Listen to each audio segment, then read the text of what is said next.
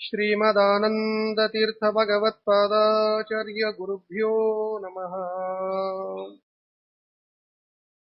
व्यासं पूर्णमतेर्विदोषहृदयाम्बोजे सदा वासिनम् श्रीशं कञ्जभवादि सर्वविभवैः निचोच्च भावस्थितैः उच्चैर्गेयमनन्तसामविभवैः ओङ्कारवाच्यं परम् वन्दे सुन्दरविग्रहं करुणया ज्ञानाभयेतं मुहुः।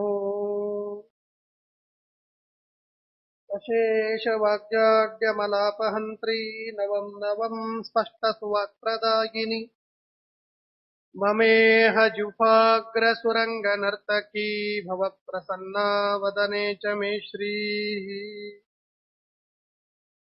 अभ्रमं भङ्गरहितं अजडं विमलं सदा आनन्दतीर्थमतुलं भजे तापत्रयापहम्।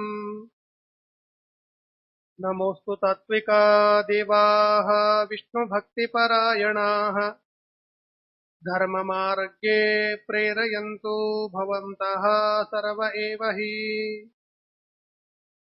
पृथ्वीमण्डलमध्यस्थाः पूर्णबोधमतानुगाः वैष्णवा विष्णुहृदयाः तान्नमस्ते गुरून्मम। यैरहं शुकवत् सम्यक् शिक्षितोऽस्मि कृपालुभिः तान् वन्दे अनन्तार्यान् ज्ञानकेसरिसेवकान्। ಸ್ವಸ್ತಿಸ್ತು. ನಚಿಕೇತನ ಕಥೆಯನ್ನ ಶ್ರವಣ ಮಾಡ್ತಾ ಇದ್ದೇವೆ. ಮೊನ್ನೆಯ ದಿನ ಕೇಳಿದ ಹಾಗೆ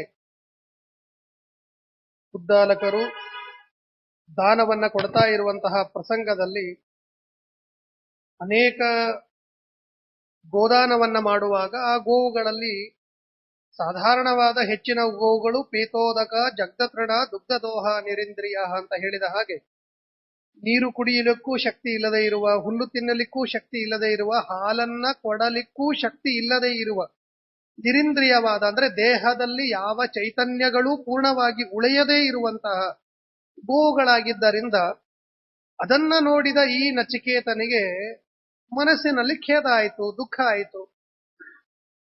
ನೋಡಿ, ಇಲ್ಲಿ ಸ್ವಾರಸ್ಯ ಇದೆ.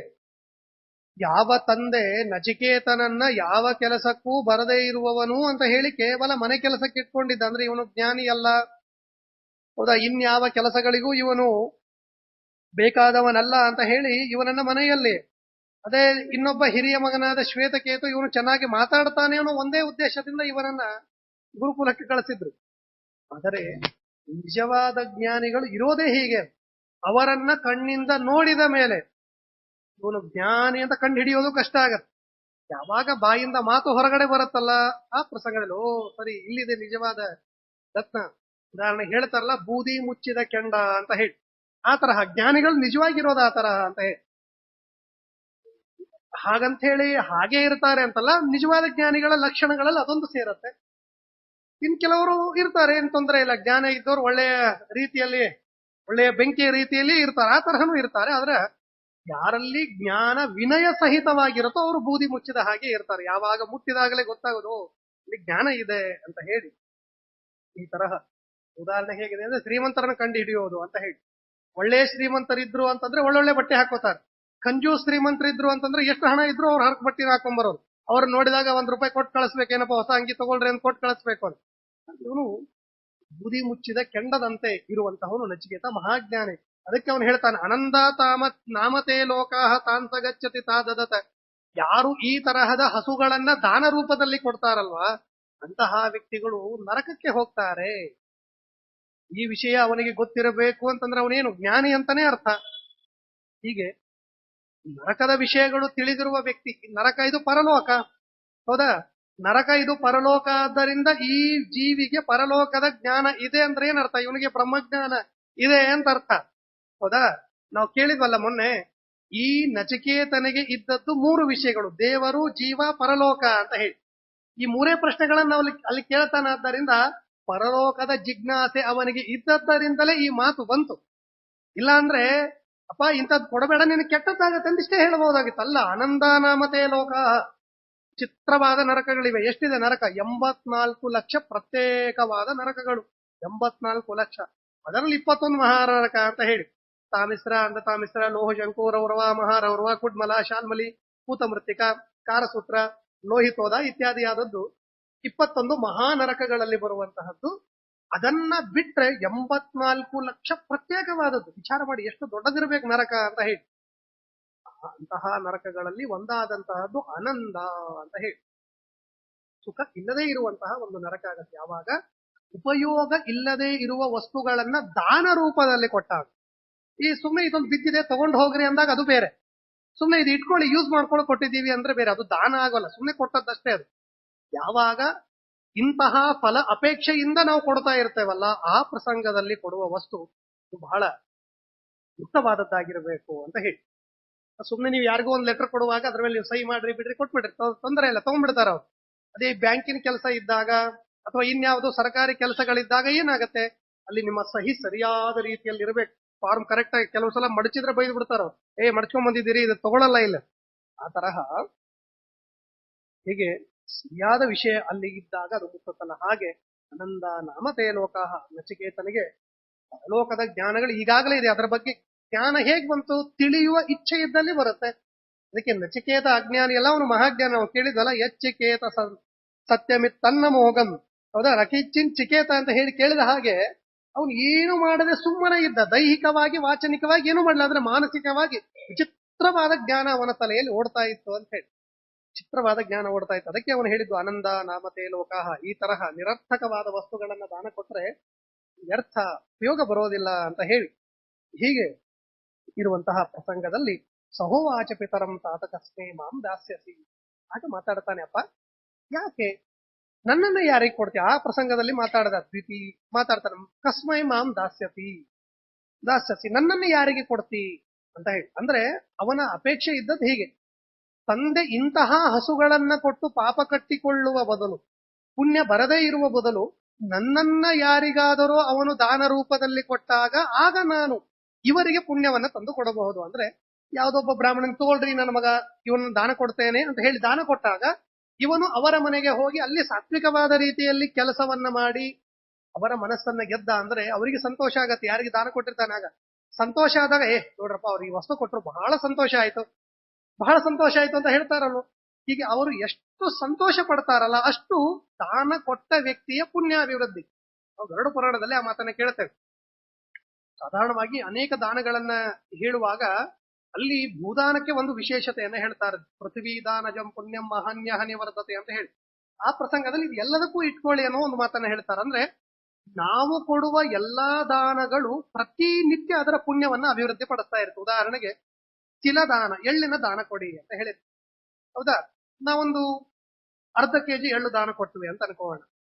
ಈಗ ಎಳ್ಳು ದಾನ ಕೊಟ್ಟಿದ್ದರಿಂದ ಒಂದು 10% ಪುಣ್ಯ ಹೇಳಿರ್ತಾರೆ, ಆ ಪುಣ್ಯ ನಮಗ್ ಬಂದ್ಬಿಡ್ತು.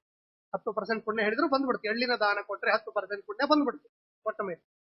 ನೀವು ದಾನ ಕೊಟ್ಟ ಮೇಲೆ ದಾನ ಸ್ವೀಕಾರ ಮಾಡಿದ ವ್ಯಕ್ತಿ ಎಷ್ಟು ದಿನಗಳವರೆಗೆ ಆ ಎಳ್ಳನ್ನ ಉಪಯೋಗ ಮಾಡ್ತಾರಲ್ಲ, ಒಳ್ಳೆಯ ಕಾರ್ಯಗಳಿಗೆ, ಊಟಕ್ಕೆ ಬಳಸೋದಿರ್ಬೋದು, ಯಜ್ಞ ಯಾಗ ಹೋಮ ಹವನಗಳಿಗೆ ಬಳಸೋದಿರ್ಬೋದು, ಅಂಗೋದ್ವರ್ತನ ಸ್ನಾನಾದಿಗಳಿಗೆ ಬಳಸೋದಿರ್ಬೋದು, ಹೀಗೆ ಎಷ್ಟು ಸಾತ್ವಿಕ ಕಾರ್ಯಗಳಿಗೆ ಆ ವ್ಯಕ್ತಿ ದಾನ ಸ್ವೀಕಾರ ಮಾಡಿದ ವ್ಯಕ್ತಿ ಅದನ್ನು ಬಳಸ್ತಾ ಇರ್ತಾನೆ, ಅಷ್ಟು ದಿನಗಳವರೆಗೆ ದಾನ ಕೊಟ್ಟ ವ್ಯಕ್ತಿಯ ಪುಣ್ಯ ಅಭಿವೃದ್ಧಿ ಆಗ್ತಾ ಇರುತ್ತೆ. ಕೊಟ್ಟದ್ದರಿಂದ 10% ಬಂದ್ಬಿಡ್ತು, ಅದರಲ್ಲಿ ಏನು ಸಂದೇಹ ಇಲ್ವೇ ಇಲ್ಲ. ಆದರೆ ಕೊಟ್ಟದ್ದನ್ನ ಸರಿಯಾದ ರೀತಿಯಲ್ಲಿ ಉಪಯೋಗ ಮಾಡಿದ್ದರಿಂದ ದಾನ ಕೊಟ್ಟ ವ್ಯಕ್ತಿಯ ಪುಣ್ಯ ನಿಧಾನಕ್ಕೆ ಅಭಿವೃದ್ಧಿ ಆಯ್ತು. ಹೆಚ್ಚಿನ ಬೋನಸ್ ಬಂದಾಗ ಅದು ಹೆಚ್ಚಿಂದು, ಹೌದಾ? ಆ ತರಹ ಆ ವಿಚಾರವನ್ನ ನಚಿಕೇತ ತಲೆಯಲ್ಲಿಟ್ಟುಕೊಂಡು ತಂದೆ ಹೇಳ್ದ. ಇವನು ಅಜ್ಞಾನಿ ಅಲ್ಲ, ನಚಿಕೇತ ಜ್ಞಾನಿ. ಇಷ್ಟೆಲ್ಲ ವಿಷಯಗಳ ಅವನ ತಲೆಯಲ್ಲಿ ಓಡ್ತಾ ಇದೆ. ಅದಕ್ಕೆ ಹೇಳಿದ್ದು ತಂದೆ, ನನ್ನನ್ನ ಯಾರಿಗೆ ಕೊಡ್ತಿ ಅಂದ್ರೆ ಇಂತಹ ಆಕಳುಗಳನ್ನ ದಾನ ಕೊಟ್ಟು ಉಪಯೋಗ ಇಲ್ಲದೆ ಇರುವ ಹಾಗೆ, ಅಂದ್ರೆ ಏನೂ ಪುಣ್ಯ ಬರದೇ ಇರುವ ಪ್ರಸಂಗದ ಬದಲು ನನ್ನನ್ನ ಯಾರಿಗಾದರೂ ದಾನ ಕೊಡು ಸ್ವಾಮಿ. ನನ್ನನ್ನ ಯಾರಿಗಾದರೂ ನೀನು ದಾನವನ್ನಾಗಿ ಕೊಟ್ಟಾಗ ನಾನು ಅವರ ಮನೆಗೆ ಹೋಗಿ ಕ್ರಿಯಾ ಕಾರ್ಯಗಳು, ಕೆಲಸ ಬಗೆದು ಇತ್ಯಾದಿ ಮಾಡಿಕೊಂಡು ನಿನಗೆ ಅದರಿಂದ ವಿಶಿಷ್ಟವಾದ ಪುಣ್ಯವನ್ನ ತಂದುಕೊಡ್ತೇನೆ ಅಂತ ಹೇಳಿ. ಇಲ್ಲಿ ಮೊದಲನೇ ಸಲ ಹೇಳಿದಾಗ ತಂದೆ ತಲೆ ಕೆಡಿಸ್ಕೊಳ್ಳಿಲ್ಲ. ದ್ವಿತೀಯಂ ತೃತೀಯಂ ಕೇಳಿದ್ವಲ್ಲ, 2, 3ನೇ ಸಲ ಈ ವಿಷಯವನ್ನ ಅವನು ಹೇಳಿದಾಗ ಆಗ ತಂದೆಗೆ ಸಿಟ್ಟು ಬಂತು ಅಂತ ಹೇಳಿ. ಸಿಟ್ಟು ಬರ್ಲಿಕ್ಕೆ ಕಾರಣಗಳಿದೆ, ಹೌದಾ? ಕೇಳಿದೀವಿ ಅದನ್ನು ಕೂಡ. ಮೊದಲನೇದು ಸ್ನಾನಘಟ್ಟದಲ್ಲಿ ತಂಬಿಗೆ ಬಿಟ್ಟು ಬಂದದ್ದು, ಬಿಂದಿಗೆ ಬಿಟ್ಟು ಬಂದದ್ದು. ಹೌದಾ, ಅದನ್ನು ಹೋಗಿ ಹುಡ್ಕೊಂಡು ಬರ್ಲಿಲ್ಲ, ಇವ್ರು ಹೋಗುವುದಕ್ಕೆ ಸಿಗ್ಲಿಲ್ಲ ಅಂತ ಹೇಳಿ ಬರ್ತಾನೆ. ಎರಡನೆಯದು ತಂದೆಗೆ ಹಸಿವೆಯಾದದ್ದು, ಬೆಳಗ್ಗೆಯಿಂದ ಯಾಗ ನಡೀತಾ ಇದೆ, ಹೋಮ ನಡೀತಾ ಇದೆ, ದಾನ ಧರ್ಮ ನಡೀತಾ ಇದೆ. ಇಂತಹ ಪ್ರಸಂಗದಲ್ಲಿ ನನ್ನನ್ನು ಯಾರು ಕೊಡ್ತೀನಿ ಅನ್ನೋದು. ಈಗ ಎಲ್ಲರಿಗೂ ಆತರ ಪ್ರಸಂಗ ಬಂದೇ ಬರುತ್ತೆ. ಏನಾಗತ್ತೆ, ಮನೆಯಲ್ಲಿ ನಮ್ಮ ಹೋಮ ಹವನ ಉಪನಯನಾದ ಏನೇ ಕಾರ್ಯಗಳಿದ್ದಾಗ ಸಣ್ಣ ಮಕ್ಕಳಿದ್ದಾಗ ತಲೆ ತಿಂತಾರೆ, ಹೋಗೋ ಆ ಕಡೆ ಅಂತ ಬೈದ್ ಬಿಡ್ತಾರೆ. ಆ ಪ್ರಸಂಗ ಅಲ್ಲಿಯೂ ಕೂಡ ಬಂತು ಅಂತ ಹೇಳಿ. ಹೀಗೆ ನಮ್ಮ ಸಿಟ್ಟಿಗೆ ಕಾರಣವಾದದ್ದು ಇಲ್ಲಿ ಬರೀ ಅವನ ಮಾತೊಂದೇ ಅಲ್ಲ, ಎರಡೂ ಸೇರ್ತು. ಹಸಿವೆ, ಹೌದಾ, ಮುಖ್ಯವಾದದ್ದು ಅದೇ ಹಸಿವೆ ಅಂತ ಹೇಳಿ. ಈ ಕಥೆಯನ್ನ ನಮಗೆ ಆ ಬೇರೆ ಕಡೆ ಅಂದ್ರೆ ಅವನಿಗೆ ಹಸಿವೆ, ತೈತಿರಿಯ ಬ್ರಾಹ್ಮಣದಲ್ಲಿ ಬಂದಿರುವಂತಹ ಒಂದು ನಚಿಕೇತನ ಕಥೆಯಲ್ಲಿ ಈ ಮಾತನ್ನ ಅಲ್ಲಿ ಉಲ್ಲೇಖ, ಅವನಿಗೆ ಹಸಿವೆ ಆಗಿತ್ತು ಅನ್ನೋದನ್ನ ಅಲ್ಲಿ ಉಲ್ಲೇಖ ಮಾಡ್ತಾರೆ. ಅಂದ್ರೆ ಉದ್ದಾಲಕರಿಗೆ ಹಸಿವೆ ಆಗಿತ್ತು. ಆಗ ಹಸಿವೆ ಅದು ಸಿಟ್ಟಿಗೆ ಕಾರಣ, ಹೌದು ಅಲ್ವೋ? ಸಾಧಾರಣವಾಗಿ ಅದು ಸಿಟ್ಟಿಗೆ ಕಾರಣ ಆಗತ್ತ. ಆದ್ದರಿಂದ ಅವರಿಗೆ ಸಿಟ್ಟು ಬಂತು. ಆಗ ಹೇಳ್ತಾನೆ, ತಮ್ಮೋವಾಚ ಮೃತ್ಯವೇ ಸ್ವಾದರಾನಿ ಅಂತ ಹೇಳಿ. ತರಹ ಇಲ್ಲಿ ತಂದೆಯಾದವನು ಶಾಪವನ್ನ ಕೊಟ್ಟ. ಏನ್ ಹೇಳಿದ? ಮೃತ್ಯವೇ ಸ್ವಾದರಾನಿ, ಯಮಧರ್ಮರಾಜನಿಗೆ ನಾನು ನಿನ್ನನ್ನ ಕೊಡ್ತಾ ಇದ್ದೇನೆ ಅಂತ ಹೇಳಿ. ಇಷ್ಟು ವಿಷಯ ಯಮಧರ್ಮರಾಜನಿಗೆ ಕೊಡ್ತೇನೆ ಅಂತ ಹೇಳಿ. ಈ ತರಹ ಹೇಳಿದಾಗ ಸರಿ, ಆ ಕ್ಷಣದಲ್ಲಿ ದೇಹ ಬಿಟ್ಟ ಹೊರಟ ನಚಿಕೇತ ಯಮಲೋಕಕ್ಕೆ ಅಂತ ಹೇಳಿ. ಈ ತರಹ ಯಮಲೋಕಕ್ಕೆ ಹೊರಡುವ ಮುಂಚೆ ತಂದೆಗೆ ಒಂದು ಮಾತನ್ನ ಹೇಳ್ತಾನೆ ನಚಿಕೇತ. ಏನ್ ಹೇಳ್ತಾನೆ? ಸ್ವಾಮಿ, ನನ್ನನ್ನ ನೀನು ಯಮಧರ್ಮರಾಜನಿಗೆ ದಾನವಾಗಿ ಕೊಟ್ಟಿದ್ದೀಯಲ್ಲ, ಇದರಿಂದ ಪ್ರಯೋಜನ ಆಗ್ಲಿಲ್ಲ ಅಂತ ಹೇಳಿ. ಅಂದ್ರೆ ಕೆಲವರು ಏನ್ ಹೇಳಿಬಿಡ್ತಾರೆ ಅಂದ್ರೆ, ನಚಿಕೇತನಿಗೆ ದುಃಖ ಆಯ್ತು ಅದಕ್ಕೆ ಮಾತು ಹೇಳ್ದ. ಏನ್ ಹೇಳ್ತಾನೆ? ಬಹುನಾಮೇಮಿ ಪ್ರಥಮ ಬಹುನಾಮೇಮಿ ಮಧ್ಯಮ ಕಿಂ ಸ್ವಿತ್ ಯಮಸ್ಯ ಕರ್ತವ್ಯ ಮೆನ್ಮಯಾದ್ಯ ಕರೀತಾರೆ. ಏನಾಗತ್ತೆ, ಈ ನಾನು ಈಗ ಹೋಗ್ತಾ ಇದ್ದೇನೆ, ಹೇಗೆ ಹೋಗ್ತೇನೆ? ನನ್ನ ಮುಂದೆ ಹೋದಂತಹ ಅನೇಕ ಜನರಿಗೆ, ಹೌದಾ, ನಾನು ಮಧ್ಯಮನಾಗಿ ಹೋಗ್ತೇನೆ. ಅದರ ಜೊತೆಗೆ ನನ್ನ ನಂತರದಲ್ಲಿ ಬರುವಂತಹ ಅನೇಕ ಜನರಿಗೆ ಪ್ರಥಮ ನಾನು. ನನ್ನ ನಂತರದಲ್ಲಿ ಯಾರು ಮರಣ ಹೊಂದುತ್ತಾರೋ ಅವರಿಗೆಲ್ಲ ನಾನು ಪ್ರಥಮ. ಈ ತರಹ ಸಾಧಾರಣವಾದ ವ್ಯಕ್ತಿಯಾಗಿ ನಾನು ಹೋಗಿದ್ದೇನೆ. ಆದ್ದರಿಂದ ಯಮನಿಗೆ ನನ್ನಿಂದ ಏನ್ ಲಾಭ? ಏನು ಲಾಭ ಇಲ್ಲ. ಆ ನಿರಿಂದ್ರಿಯವಾದ ಗೋವುಗಳನ್ನ ಕೊಟ್ಟದ್ದರಿಂದ ನಿನಗೇನೂ ಲಾಭ ಹೇಗೆ ಬರಲಿಲ್ವೋ, ಅದೇ ರೀತಿಯಾಗಿ ನನ್ನನ್ನ ದಾನ ಕೊಟ್ಟದ್ದರಿಂದ ನಿನಗೇನ್ ಬರಲಿಲ್ಲ ಅಂತ ಹೇಳಿ ನಚಿಕೇತನಿಗೆ ದುಃಖ ಆಯ್ತು. ಕೆಲವರು ಏನ್ ಹೇಳ್ತಾರೆ, ಇಲ್ಲ ನಚಿಕೇತ ಮೃತ್ಯು ಅಂದ್ರೆ ಅವನು ಯಮಲೋಕಕ್ಕೆ ಕೊಟ್ಟ ಅಂದ್ರೆ ಅವನು ದೇಹತ್ಯಾಗ ಮಾಡಿದ್ದರಿಂದ ಅವನಿಗೆ ದುಃಖ ಆಯ್ತು. ಇಲ್ಲ, ಸರ್ವತಾ ನಚಿಕೇತನಿಗೆ ಆ ತರಹದ ದುಃಖ ಆಗ್ಲಿಲ್ಲ. ದುಃಖ ಆದದ್ದು ನಿರಿಂದ್ರಿಯವಾದ ಗೋವುಗಳನ್ನ ಕೊಟ್ಟದ್ದರಿಂದ ತಂದೆಗೆ ಹೇಗೆ ಪುಣ್ಯ ಬರಲಿಲ್ವೋ, ಅದೇ ರೀತಿಯಾಗಿ ನನ್ನನ್ನ ದಾನವಾಗಿ ಕೊಟ್ಟದ್ದರಿಂದಲೂ ಕೂಡ ನನ್ನ ತಂದೆಗೆ ಇದು ಪುಣ್ಯ ಬರಲಿಲ್ಲಲ್ಲ ಅನ್ನುವಂತಹ ದುಃಖದಿಂದ ಆ ಮಾತನ್ನ ಅವನು ಹೇಳುವಂತವನಾಗ್ತಾನೆ. ಅಂದ್ರೆ ಅದರ ಅಭಿಪ್ರಾಯವನ್ನ ವಿಶೇಷವಾದ ರೀತಿಯಲ್ಲಿ ನಮಗೆ ತಿಳಿಸ್ತಾನೆ. ಈಗ ಉದ್ದಾಲಕರು ನಚಿಕೇತರನ್ನ ಯಮನಿಗೆ ದಾನ ರೂಪದಲ್ಲಿ ಕೊಟ್ಟು, ನೀನು ಯಮನ ಮನೆಗೆ ಹೋಗು ಅಂತ ಹೇಳಿದ. ಯಮನ ಮನೆಗೆ ಹೋಗು ಅಂತ ಹೇಳಿದಾಗ ಇವನು ಹೇಗೆ ಹೋಗ್ಬೇಕು? ಅತಿಥಿಯಾಗಿ ಹೋಗಬೇಕಾ ಅಥವಾ ಸೇವಕನಾಗಿ ಹೋಗಬೇಕಾ? ಪ್ರಶ್ನೆಗಳು ಎರಡು ಬರುತ್ತೆ. ಅತಿಥಿಯಾಗಿ ಹೋಗ್ಬೇಕಾ ಇಲ್ಲ ಸೇವಕನಾಗಿ ಹೋಗ್ಬೇಕಾ ಅಂತ ಹೇಳಿ. ಈಗ ಅತಿಥಿಯಾಗಿ ಹೋದ ಅಂತಂದ್ರೆ ಯಮಧರ್ಮರಾಜ ನಚಿಕೇತನ ಪೂಜೆ ಮಾಡೋ ಪ್ರಸಂಗ ಇದೆ, ಹೌದಾ? ಯಾರ ಅತಿಥಿಗಳಾಗಿ ಬಂದಿರ್ತಾರೆ, ಮನೆಯ ಯಜಮಾನನಾದವನು ಅವನು ಪೂಜೆ ಮಾಡಬೇಕು, ಅವನಿಗೆ ಸತ್ಕಾರಾದಿಗಳನ್ನು ಮಾಡಬೇಕು. ಇದು ಯಜಮಾನನ ಕರ್ತವ್ಯ. ಆದ್ದರಿಂದ ಈ ಉದ್ದಾಲಕರು ನಚಿಕೇತನನ್ನ ನಿನ್ನನ್ನ ಯಮನಿಗೆ ಕೊಡ್ತೇನೆ ಅಂತ ಹೇಳಿದ್ದರಿಂದ ಇದು ವ್ಯರ್ಥ. ಅಂದ್ರೆ ನಮ್ಮ ಹುಡುಗ ಬರ್ತಾನೆ, ನಿಮ್ಮ ಮನೆಯಲ್ಲಿ ಇಟ್ಕೊಳ್ಳಿ ಅಂತಂದಾಗ ಏನಾಗತ್ತೆ, ಹೌದಾ? ಅವ ಯಜಮಾನನಿಗೆ ಸ್ವಲ್ಪ ಖರ್ಚಾಗತ್ತಾಗ. ಬಂದಿರ್ತಾನೆ ಹುಡುಗ, ಆ ಕಡೆ ಈ ಕಡೆ ಎಳಿತಾನೆ, ಬೀಳಿಸ್ತಾನೆ, ತಿನ್ಲಿಕ್ಕೆ ಕೇಳ್ತಾನೆ, ಕೊಡ್ಬೇಕೆಲ್ಲ ಮಾಡ್ಬೇಕು. ಇದು ವ್ಯರ್ಥ, ಉಪಯೋಗ ಆಗೋದಿಲ್ಲ ಅಂತ ಹೇಳಿ. ಇದು ಒಂದನೇದು. ಇನ್ನು ಎರಡನೇದು, ಅಕಸ್ಮಾತ್ ಸೇವಕನಾಗಿ ಏನಾದ್ರೂ ಕೊಟ್ರೆ, ಹೌದಾ, ಹಾಗಪ್ಪ ಯಮಧರ್ಮರಾಜನ ಸೇವೆಯನ್ನ ನೀನು ಮಾಡು ಅಂತ ಹೇಳಿ ಏನಾದ್ರೂ ಕೊಟ್ರೆ ಅದು ವ್ಯರ್ಥ ಆಗತ್ತೆ. ಯಾಕೆ ಅಂದ್ರೆ ಯಮಧರ್ಮರಾಜನಿಗೆ ಈಗಾಗಲೇ ಕೋಟ್ಯಾವಧಿ ಸೇವಕರಿದ್ದಾರೆ, ಹೌದಪ್ಪ. ಏನು ಈ ನಚಿಕೇತನು ಹೋಗಿ ಯಮದೂತರ ತರಹ ಭೂಮಿಗೆ ಹೋಗಿ ಯಾವ್ದು ಬೇರೆ ಜೀವನ ಕರ್ಕೊಂಡ್ಬರೋ ಕೆಲಸ ಕೊಡ್ತಾರೆ? ಇಲ್ಲ. ಅದಕ್ಕಾಗಿ ಅನೇಕ ಜನ ಯಮದೂತರಿದ್ದಾರೆ ಬೇರೆ ಬೇರೆ. ಇನ್ನು ಯಮಧರ್ಮರಾಜನ ಮನೆಯ ಕೆಲಸಗಳನ್ನು ಮಾಡ್ಬೇಕಲ್ಲಿ ಇವನು ಸ್ಥೂಲ ಜೀವಿ, ಇವನು ಸೂಕ್ಷ್ಮ ದೇಹದಿಂದ ಅಲ್ಲಿ ಹೋದರೂ ಕೂಡ ಆ ಕೆಲಸ ಕಾರ್ಯಗಳಿಗೆ ನಿಯಮಿತರಾದ ಬೇರೆ ಬೇರೆ ದೇವಾನುದೇವತೆಗಳು, ಭೃತ್ಯರು, ಸೇವಕರಿದ್ದಾರಾದ್ದರಿಂದ ಇದು ಕೂಡ ವ್ಯರ್ಥ. ಯಾವ ವ್ಯಕ್ತಿಯ ಮನೆಯಲ್ಲಿ 10 ಜನ ಕೆಲಸಕ್ಕೆ ಆಲ್ರೆಡಿ ಇದ್ದಾರೋ, ನಮ್ಮ ಹುಡುಗನೊಬ್ಬನ ಕೆಲ್ಸಕ್ಕೆ ತಗೊಂಡ್ರಿ ಅಂತಂದಾಗ ಏನಾಗತ್ತೆ, ಅದು ವ್ಯರ್ಥ. ಈಗ ಆಲ್ರೆಡಿ 10 ಜನ ಇದ್ದಾರಪ್ಪ, ಅವರೇ ಕೆಲಸ ಇಲ್ಲದೆ ಖಾಲಿ ಕೊಡ್ತಾರೆ, ಇವನ್ ತಗೊಂಡು ಏನ್ ಮಾಡ್ಬೇಕು, ಈ ಭಾವ ಅಲ್ಲಿ ಬರುತ್ತೆ ಅಂತ ಹೇಳಿ ಈ ಎಲ್ಲ ವಿಷಯವನ್ನ ನಚಿಕೇತ ತಲೆಯಲ್ಲಿ ಚಿಂತನೆಯನ್ನ ಮಾಡ್ತಾ ಮಾಡ್ತಾ ಮಾಡ್ತಾ ಮತ್ತೆ ದುಃಖ ಪಡ್ತಾ ಇದ್ದ, ಅಯ್ಯೋ ನನ್ನ ತಂದೆ ಕೊಟ್ಟ ದಾನ ವ್ಯರ್ಥ ಆಯ್ತಲ್ಲ ಅಂತ ಹೇಳಿ. ಮಧ್ಯ ತೈತರೀಯ ಬ್ರಾಹ್ಮಣದಲ್ಲಿ ಮತ್ತೊಂದು ವಿಷಯವನ್ನ ನಮಗೆ ಹೇಳ್ತಾರೆ. ಅಂದ್ರೆ ಮುಂದೆ ಬರುವ ಎಲ್ಲ ವಿಷಯವನ್ನ ಅಲ್ಲಿ ಹೇಳ್ತಾರೆ. ಯದ್ಯಪಿ 4-5 ಕಡೆಗೆ ಈ ಕಥೆ ಬಂದಿದೆ, ಸ್ವಾರಸ್ಯಕರವಾದದ್ದು ಕಥೆಗಳು. ಕೆಲವು ಕಡೆಗೆ ಭಾರಿ ಅದ್ಭುತವಾಗಿ ಹೇಳ್ತಾರೆ. ಅಂದ್ರೆ ನಚಿಕೇತ ದೇಹ ಬಿಟ್ಟ, ಯವಲೋಕಕ್ಕೆ ಹೋದ, 3 ದಿನಗಳವರೆಗೆ ಅಲ್ಲಿದ್ದ. ಹೌದಾ, 3 ದಿನಗಳವರೆಗೆ ಅಲ್ಲಿದ್ದ. ನಮಗೇನ್ ಬರುತ್ತೆ ಹಾಗಾದ್ರೆ, 3 ದಿನಗಳವರೆಗೆ ದೇಹ ಬಿಟ್ಟ ಹೋದ ನಚಿಕೇತನ ದೇಹವನ್ನು ತಂದೆ ಹಾಗೆ ಯಾಕೆ ಇಟ್ಕೊಂಡ? ಹೌದಾ, ಈ ಪ್ರಶ್ನೆ ಬರುತ್ತೆ, ಯಾಕೆ ಹಾಗೆ ಇಟ್ಕೊಂಡ ಅಂತ ಹೇಳಿ. ಅದಕ್ಕೆ ಒಂದು ಕಡೆಗೆ ಉತ್ತರವನ್ನ ತಿಳಿಸ್ತಾ ಒಬ್ಬಜ್ಞಾನಿಗಳು ಹೇಳ್ತಾರೆ. ಅಂದ್ರೆ ಇಲ್ಲಿ ನಚಿಕೇತ ದೇಹ ತ್ಯಾಗ ಮಾಡಿದ್ದು, ಯವಲೋಕಕ್ಕೆ ಹೋದದ್ದು ಸತ್ಯ, ಆದ್ರೆ 3 ದಿನ ಅಲ್ಲ, ಅದು ಸ್ವಪ್ನವತ ಅಂತ ಹೇಳಿ. ಅಂದ್ರೆ ಈಗ ನಮಗೆ ಕನಸು ಬೀಳುತ್ತೆ, ಕನಸಿನಲ್ಲಿ ನಾವು ಬದ್ರಿ ಯಾತ್ರೆ ಮಾಡಿ ಬಂದ್ಬಿಡುತ್ತೆ. ಕೆಲಸ ಅಲ್ಲ, ಬದ್ರಿ ಯಾತ್ರೆ ತಿಂಗಳ ಕಾಲ ಬೇಕು. ಆದ್ರೆ ಕನಸಿನಲ್ಲಿ ರಾತ್ರಿ ಮಲ್ಕೊಂಡು, ರಾತ್ರಿ ಬೇಡ, ಬೆಳಗ್ಗಿನ ಜಾವ ಒಂದ್ ಅರ್ಧ ಗಂಟೆಯಲ್ಲಿ ನಾವು ಬದ್ರಿ ಯಾತ್ರೆ ಮಾಡಿ ಬರೋದು, ಇಡೀ ಜಗತ್ತಿನ ಯಾತ್ರೆ ಮಾಡಿ ಬಂದ್ಬಿಡೋದು ಕನಸಿನಲ್ಲಿ. ಯಾವುದೋ ಇಲ್ಲೋ ದಿನಗಳು ಆರಾಮಾಗಿ ಕಳೆದು ಹೋಗಿರುತ್ತೆ. ಕನಸು 16 ವರ್ಷ ಮದುವೆಯಾಗಿ ಮಕ್ಕಳಾಗಿ ನಮ್ಮ ವೃದ್ಧಾಪ್ಯ ಬಂದ್ಬಿಡುತ್ತೆ. ಕನಸು ಇಷ್ಟೆಲ್ಲ ಆಗತ್ತೆ, ಎಷ್ಟು ನಿಮಿಷ, 1 ನಿಮಿಷ 2 ನಿಮಿಷ ಆ ತರಹ ಆಯ್ತು ಅಂತ ಹೇಳಿ ಅದಕ್ಕೊಂದು ಸಮಾಧಾನಕರವಾದಂತಹ ಉತ್ತರವನ್ನ ಹೇಳ್ತಾರೆ ಅಂತ ಹೇಳಿ. ಅದಕ್ಕೆ ಒಂದು ರಾತ್ರಿ ಕಳಿತು. ಅಂದ್ರೆ ಯಾಕೆ ಈ ಅರ್ಥವನ್ನು ಹೇಳ್ತಾರಂದ್ರೆ ಮುಂದಿನ ಒಂದು ಮಂತ್ರದಲ್ಲಿ ತಿಳಿಸ್ತಾರೆ. ನಿನ್ನ ತಂದೆ ಅಂದ್ರೆ ಯಮಧರ್ಮರಾಜ ಹೇಳ್ತಾನೆ. ಮೊದಲನೇ ಪ್ರಶ್ನೆಯನ್ನ ಕೇಳಿದಾಗ ಅಲ್ಲಿ ಯಮಧರ್ಮರಾಜ ಉತ್ತರ ರೂಪದಲ್ಲಿ ಹೇಳ್ತಾನೆ, ಸುಖಂ ರಾತ್ರಿ ಶಯಿತ. ನಿನ್ ತಂದೆ ಅವಶ್ಯವಾಗಿ ಆನಂದದಿಂದ ರಾತ್ರಿಯ ಕಾಲದಲ್ಲಿ ಮಲಗಿಕೊಳ್ತಾನೆ ಅಂತ ಹೇಳಿ. ಅಂದ್ರೆ ಉದ್ದಾಲಕರು ಶಾಪ ಕೊಟ್ಟ ಮೇಲೆ ಇವನ ದೇಹ ತ್ಯಾಗ ಮಾಡಿದ್ರು, ಒಂದು ರಾತ್ರಿ ಅವನ ದೇಹವನ್ನು ಇಟ್ಕೊಂಡಿದ್ರು. ದುಃಖಪಟ್ಟ, ಇಡೀ ರಾತ್ರಿ ದುಃಖಪಟ್ಟ, ಅಯ್ಯೋ ನಾನು ಯಾಕಾದ್ರೂ ಯಮನಿಗೆ ನಿನ್ನನ್ನು ಕೊಡ್ತೀನಿ ಅಂತ ಹೇಳಿ ಹೇಳಿದ್ನು ಅಂತ ಹೇಳಿ. ಈ ತರಹದ ದುಃಖದ ಭಾವ ಮುಂದೆ ಅವನ ಜೀವನದಲ್ಲಿ ಎಂದೂ ಬರೋದಿಲ್ಲ ಅಂತೆ. ಆ ಯಮಧರ್ಮರ ರಾಜನ ಮಾತನ್ನಿಟ್ಕೊಂಡು ಈ ಮಾತಂದ್ರೆ ಒಂದೇ ರಾತ್ರಿ ಹೋಗಿದ್ದು ನಚಿಕೇತ, ಆ ಒಂದು ರಾತ್ರಿಯಲ್ಲಿ ಸ್ವಪ್ನವದ 3 ದಿನಗಳನ್ನ ಕಳೆದ. ಅದಕ್ಕೆ ತೈತರೀಯ ಬ್ರಾಹ್ಮಣದ ಒಂದು ವಿಷಯವನ್ನ ತಿಳಿಸ್ತಾರೆ. ಅಲ್ಲಿ ಇವನಿಗೆ ಏನ್ ಶಾಪ ಆಯ್ತಲ್ಲ, ಅಂದ್ರೆ ಹೇಳಿದ್ನಲ್ಲ ತಂದೆ ನೀನ್ ಮೃತ್ಯುವೇತ್ತಾನೆ ಅಂತ. ಆಗ ಇವನಿಗೆ ವಾಗ್ದೇವಿ ಕಾಣಿಸ್ಕೊಳ್ತಾಳೆ ಅಂತ ಹೇಳಿ. ವಾಗ್ದೇವಿ ಕಾಣಿಸ್ತಾಳೆ. ಕಾಣಿಸಿ ಆಗ ಇವನಿಗೆ ಹೇಳ್ತಾಳೆ, ನೋಡಪ್ಪ ನೀನು ಹೋಗ್ತಾ ಇದ್ದಿ ಯಮಲೋಕಕ್ಕೆ ಹೋಗ್ತಾ ಇದ್ಯೋ ಅಲ್ವೋ, ಅಲ್ಲಿ ಯಮಲೋಕಕ್ಕೆ ಹೋದ ಮೇಲೆ ಏನೇನ್ ಮಾಡ್ಬೇಕು ಗೊತ್ತಾ ನೀನು? ಯಮಧರ್ಮರಾಜನಿಗೆ 3 ಪ್ರಶ್ನೆಗಳನ್ನ ಕೇಳಬೇಕು. ಆ ಪ್ರಶ್ನೆಗಳನ್ನು ವಾಗ್ದೇವಿ ಹೇಳ್ತಾಳಂತ. ಏನೇನ್ ಕೇಳಬೇಕು? ಮೊದಲೇದು ಶಾಂತ ಸಂಕಲ್ಪ, ನಿನ್ನ ತಂದೆ ಶಾಂತ ಮನಸ್ಕನಾಗಬೇಕು, ಅವನಿಗೆ ಯಾವ ಪಾಪ ಕಾರ್ಯಗಳು ನಡಿಬಾರದು, ನೀನು ಮೊದಲು ಯಾವ ರೀತಿಯಾಗಿ ಪ್ರತೀತಃ ಮೊದಲು ನೀನು ಯಾವ ರೀತಿಯಾಗಿದ್ದೆ ಅದೇ ರೀತಿಯಾಗಿರಬೇಕು, ತಂದೆಗೆ ಮಗನ ಮೇಲೆ ಅತ್ಯಂತ ಪ್ರೀತಿ ಇರಬೇಕು ಇತ್ಯಾದಿ ಆದದು ಒಂದೇದು. ನಾಚಿಕೇತಾಗ್ನಿ ಅಂದ್ರೆ ಸ್ವರ್ಗ ಕಾಮ ಅಥವಾ ಮೋಕ್ಷಕ್ಕೆ ಯೋಗ್ಯವಾದ ಅಗ್ನ್ಯಂತರಗತನಾದ ವಿಷ್ಣುವಿನ ವಿಷಯವನ್ನು ಕೇಳು, 2ನೇದು. ಇನ್ನು ಮೋಕ್ಷದಲ್ಲಿರುವ ಪರಮಾತ್ಮ ವಿಷಯಕವಾದಂತಹ ಅವನ ತತ್ವಗಳನ್ನ ಶ್ರವಣ ಮಾಡೋದು ಇತ್ಯಾದಿಯಾಗಿ 3 ಪ್ರಶ್ನೆಗಳನ್ನ ನೀನು ಕೇಳು ಅಂತ ಹೇಳಿ ತೈತರೀಯ ಬ್ರಾಹ್ಮಣದಲ್ಲಿ ಹೇಳ್ತಾರೆ.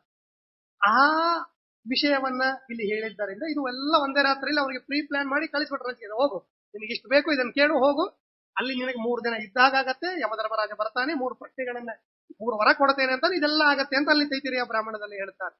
ಇನ್ನೊಂದು ಕಡೆಗೂ ವಿಶೇಷವಾದ ರೀತಿಯಲ್ಲಿ ಇನ್ನೊಂದು ವಿಷಯವನ್ನು ಹೇಳ್ತಾರೆ. ಏನ್ ಹೇಳ್ತಾರೆ ಅಂದ್ರೆ, ಇವನು ಅಂದ್ರೆ ತಂದೆಯ ಭಾವ, ಅಂದ್ರೆ ಇದನ್ನ ತಂದೆ ಹೇಳಿದ ಅಂತ ಹೇಳಿ, ಯಮಲೋಕಕ್ಕೆ ನಿನ್ನನ್ನು ಹೋಗು ಅಂತ ಹೇಳ್ತೀರಲ್ಲ, ಆಗ ನೀನು ಅಲ್ಲಿ ಹೋಗ್ತಿ, 3 ರಾತ್ರಿಗಳ ಕಾಲದಲ್ಲಿ ನೀನು ಕಾಲಹರಣವನ್ನ ನೀನು ಮಾಡ್ತಿ.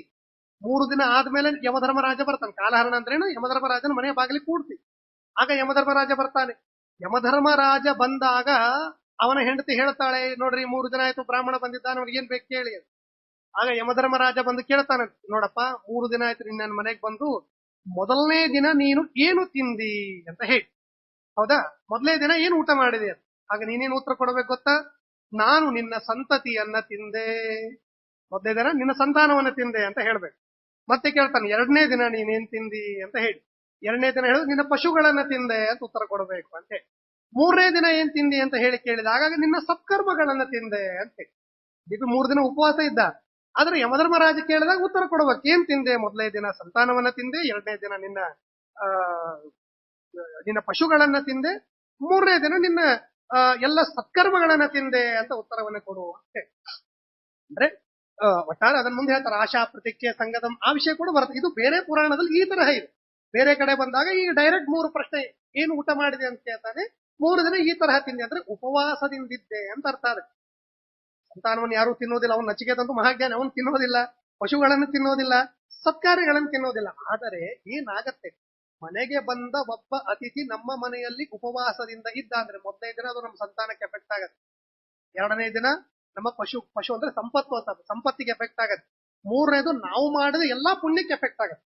ಅದೆಲ್ಲವನ್ನ ಮನೆಗೆ ಬಂದ ಅತಿಥಿ ಉಪವಾಸದಿಂದ ಹೋದ ಅಂದ್ರೆ ಅದೆಲ್ಲವೂ ಕೂಡ ನಾಶ ಆಗತ್ತೆ. ಈ ತರಹ ಬೇರೆ ಬೇರೆ ಕಡೆಗೆ ಬಹಳ ಸ್ವಾರಸ್ಯಕರವಾಗಿ ಹೇಳ್ತಾರೆ ಅಂತ ಹೇಳಿ ಆ ಕಥೆಯನ್ನ. ಸರಿ, ಒಟ್ಟಾರೆ ವಿಷಯ ಇಷ್ಟ ಆಯ್ತು. ಈಗ ಆ ಇವನು ಹೋದ, ಯಮಲೋಕಕ್ಕೆ ಹೋಗುವಾಗ ಚಿಂತೆ ಮಾಡಿದ, ಬಹುನಾಂ ಎಲ್ಲರಲ್ಲಿ ಬಹುನಾಂ ಏಮಿ ಪ್ರಥಮ ಅಂತ ಹೇಳಿ. ಹೌದಾ? ಅಂದ್ರೆ ನನ್ನ ನಂತರದಲ್ಲಿ ಬರುವ ಎಷ್ಟು ಜನರು ಅವರಿಗೆಲ್ಲರಿಗೂ ಮೊದಲನೇದವನೇ ನಾನು. ನನ್ನ ಮುಂದೆ ಲಕ್ಷಾವಧಿ ಜನ ಇದ್ದಾರೆ, ಅದಲ್ಲ. ಅಂದ್ರೆ ಈ ವಿಷಯದ ಬಗ್ಗೆ ನಾವು ಚಿಂತನೆ ಮಾಡುವಾಗ ಯಾವಾಗಲೂ ನಾನು ಒಳ್ಳೆಯ ಹಾದಿಯಲ್ಲಿದ್ದೀನಿ, ಲೌಕಿಕವಾದ ರೀತಿಯಲ್ಲಿ ಹೇಳುವಾಗ ನಾನೇ ಉತ್ತಮ ಅನ್ನುವ ಅಭಿಪ್ರಾಯ ಬಂತಿಲ್ಲಿ. ಬಹುನಾಮೇಮಿ ಪ್ರಥಮ. ಹೌದಲ್ಲ, ಈ ಚಿಂತನೆ ಬಂತು ಇಲ್ಲಿ. ಉಪನಿಷತ್ತನ್ನು ಓದುವಾಗ ಇರ್ಲಿ, ಲಕ್ಷಾವಧಿ ಜನ ಹೋಗ್ತಾ ಇದ್ದಾರೆ, ಅವರದಲ್ಲಿ ನಾನು ನನ್ನ ಹಿಂದಿರೋರಿಗೆಲ್ಲ ನಾನೇ ಮೊದಲನೇದವಂದ್ರೆ, ನೀನ್ ಎಷ್ಟನೇವನು ಅಂತ ಕೇಳಿದ್ರೆ ನಾನು ಮೊದಲನೇದವನು ಅಂತಾನೆ ಉತ್ತರ ಹೇಳ್ಬೇಕು. ಯಾಕೆ? ನನ್ ಮುಂದೆ ಹೋದವ್ರ ಲೆಕ್ಕ ಇಲ್ಲ, ನನ್ ಹಿಂದಿದ್ದವ್ರು ನನ್ಗೆ ಲೆಕ್ಕ ಅಂತ ಹೇಳಿ. ಹೌದಾ? ಬಹುನಾಂ ಏಮಿ ಪ್ರಥಮ ಅಂತ ಹೇಳಿ. ಬಹುನಾಂ ಏಮಿ ಮಧ್ಯಮ. ನನ್ ಮುಂದೆ ಲಕ್ಷಾವಧಿ ಜನ ಹೋಗಿದ್ದಾರೆ, ಅವರಿಗೆ ಮಧ್ಯಮ, ಕೊನೆಯವನಲ್ಲ ನಾನು. ಎಂದಿಗೂ ಲಾಸ್ಟ್ ಪರ್ಸನ್ ಆಗ್ಬೇಡಿ ಅನ್ನೋದನ್ನ ಹೇಳುತ್ತೆ ಉಪನಿಷತ್ತು. ಮೊದಲನೇವರಾಗಿ ಅಥವಾ ಮಧ್ಯಮದವರಾಗ್ರಿ, ಕೊನೆಯವರಾಗ್ಬೇಡ್ರಿ ಅಂತ. ಯಾಕೆ ಕೊನೆಯವರಾಗಬಾರದು ಅಂದ್ರೆ ಕೊನೆ ಇದ್ದವ್ರು ಫೇಲ್ ಅಂತ ಅರ್ಥ.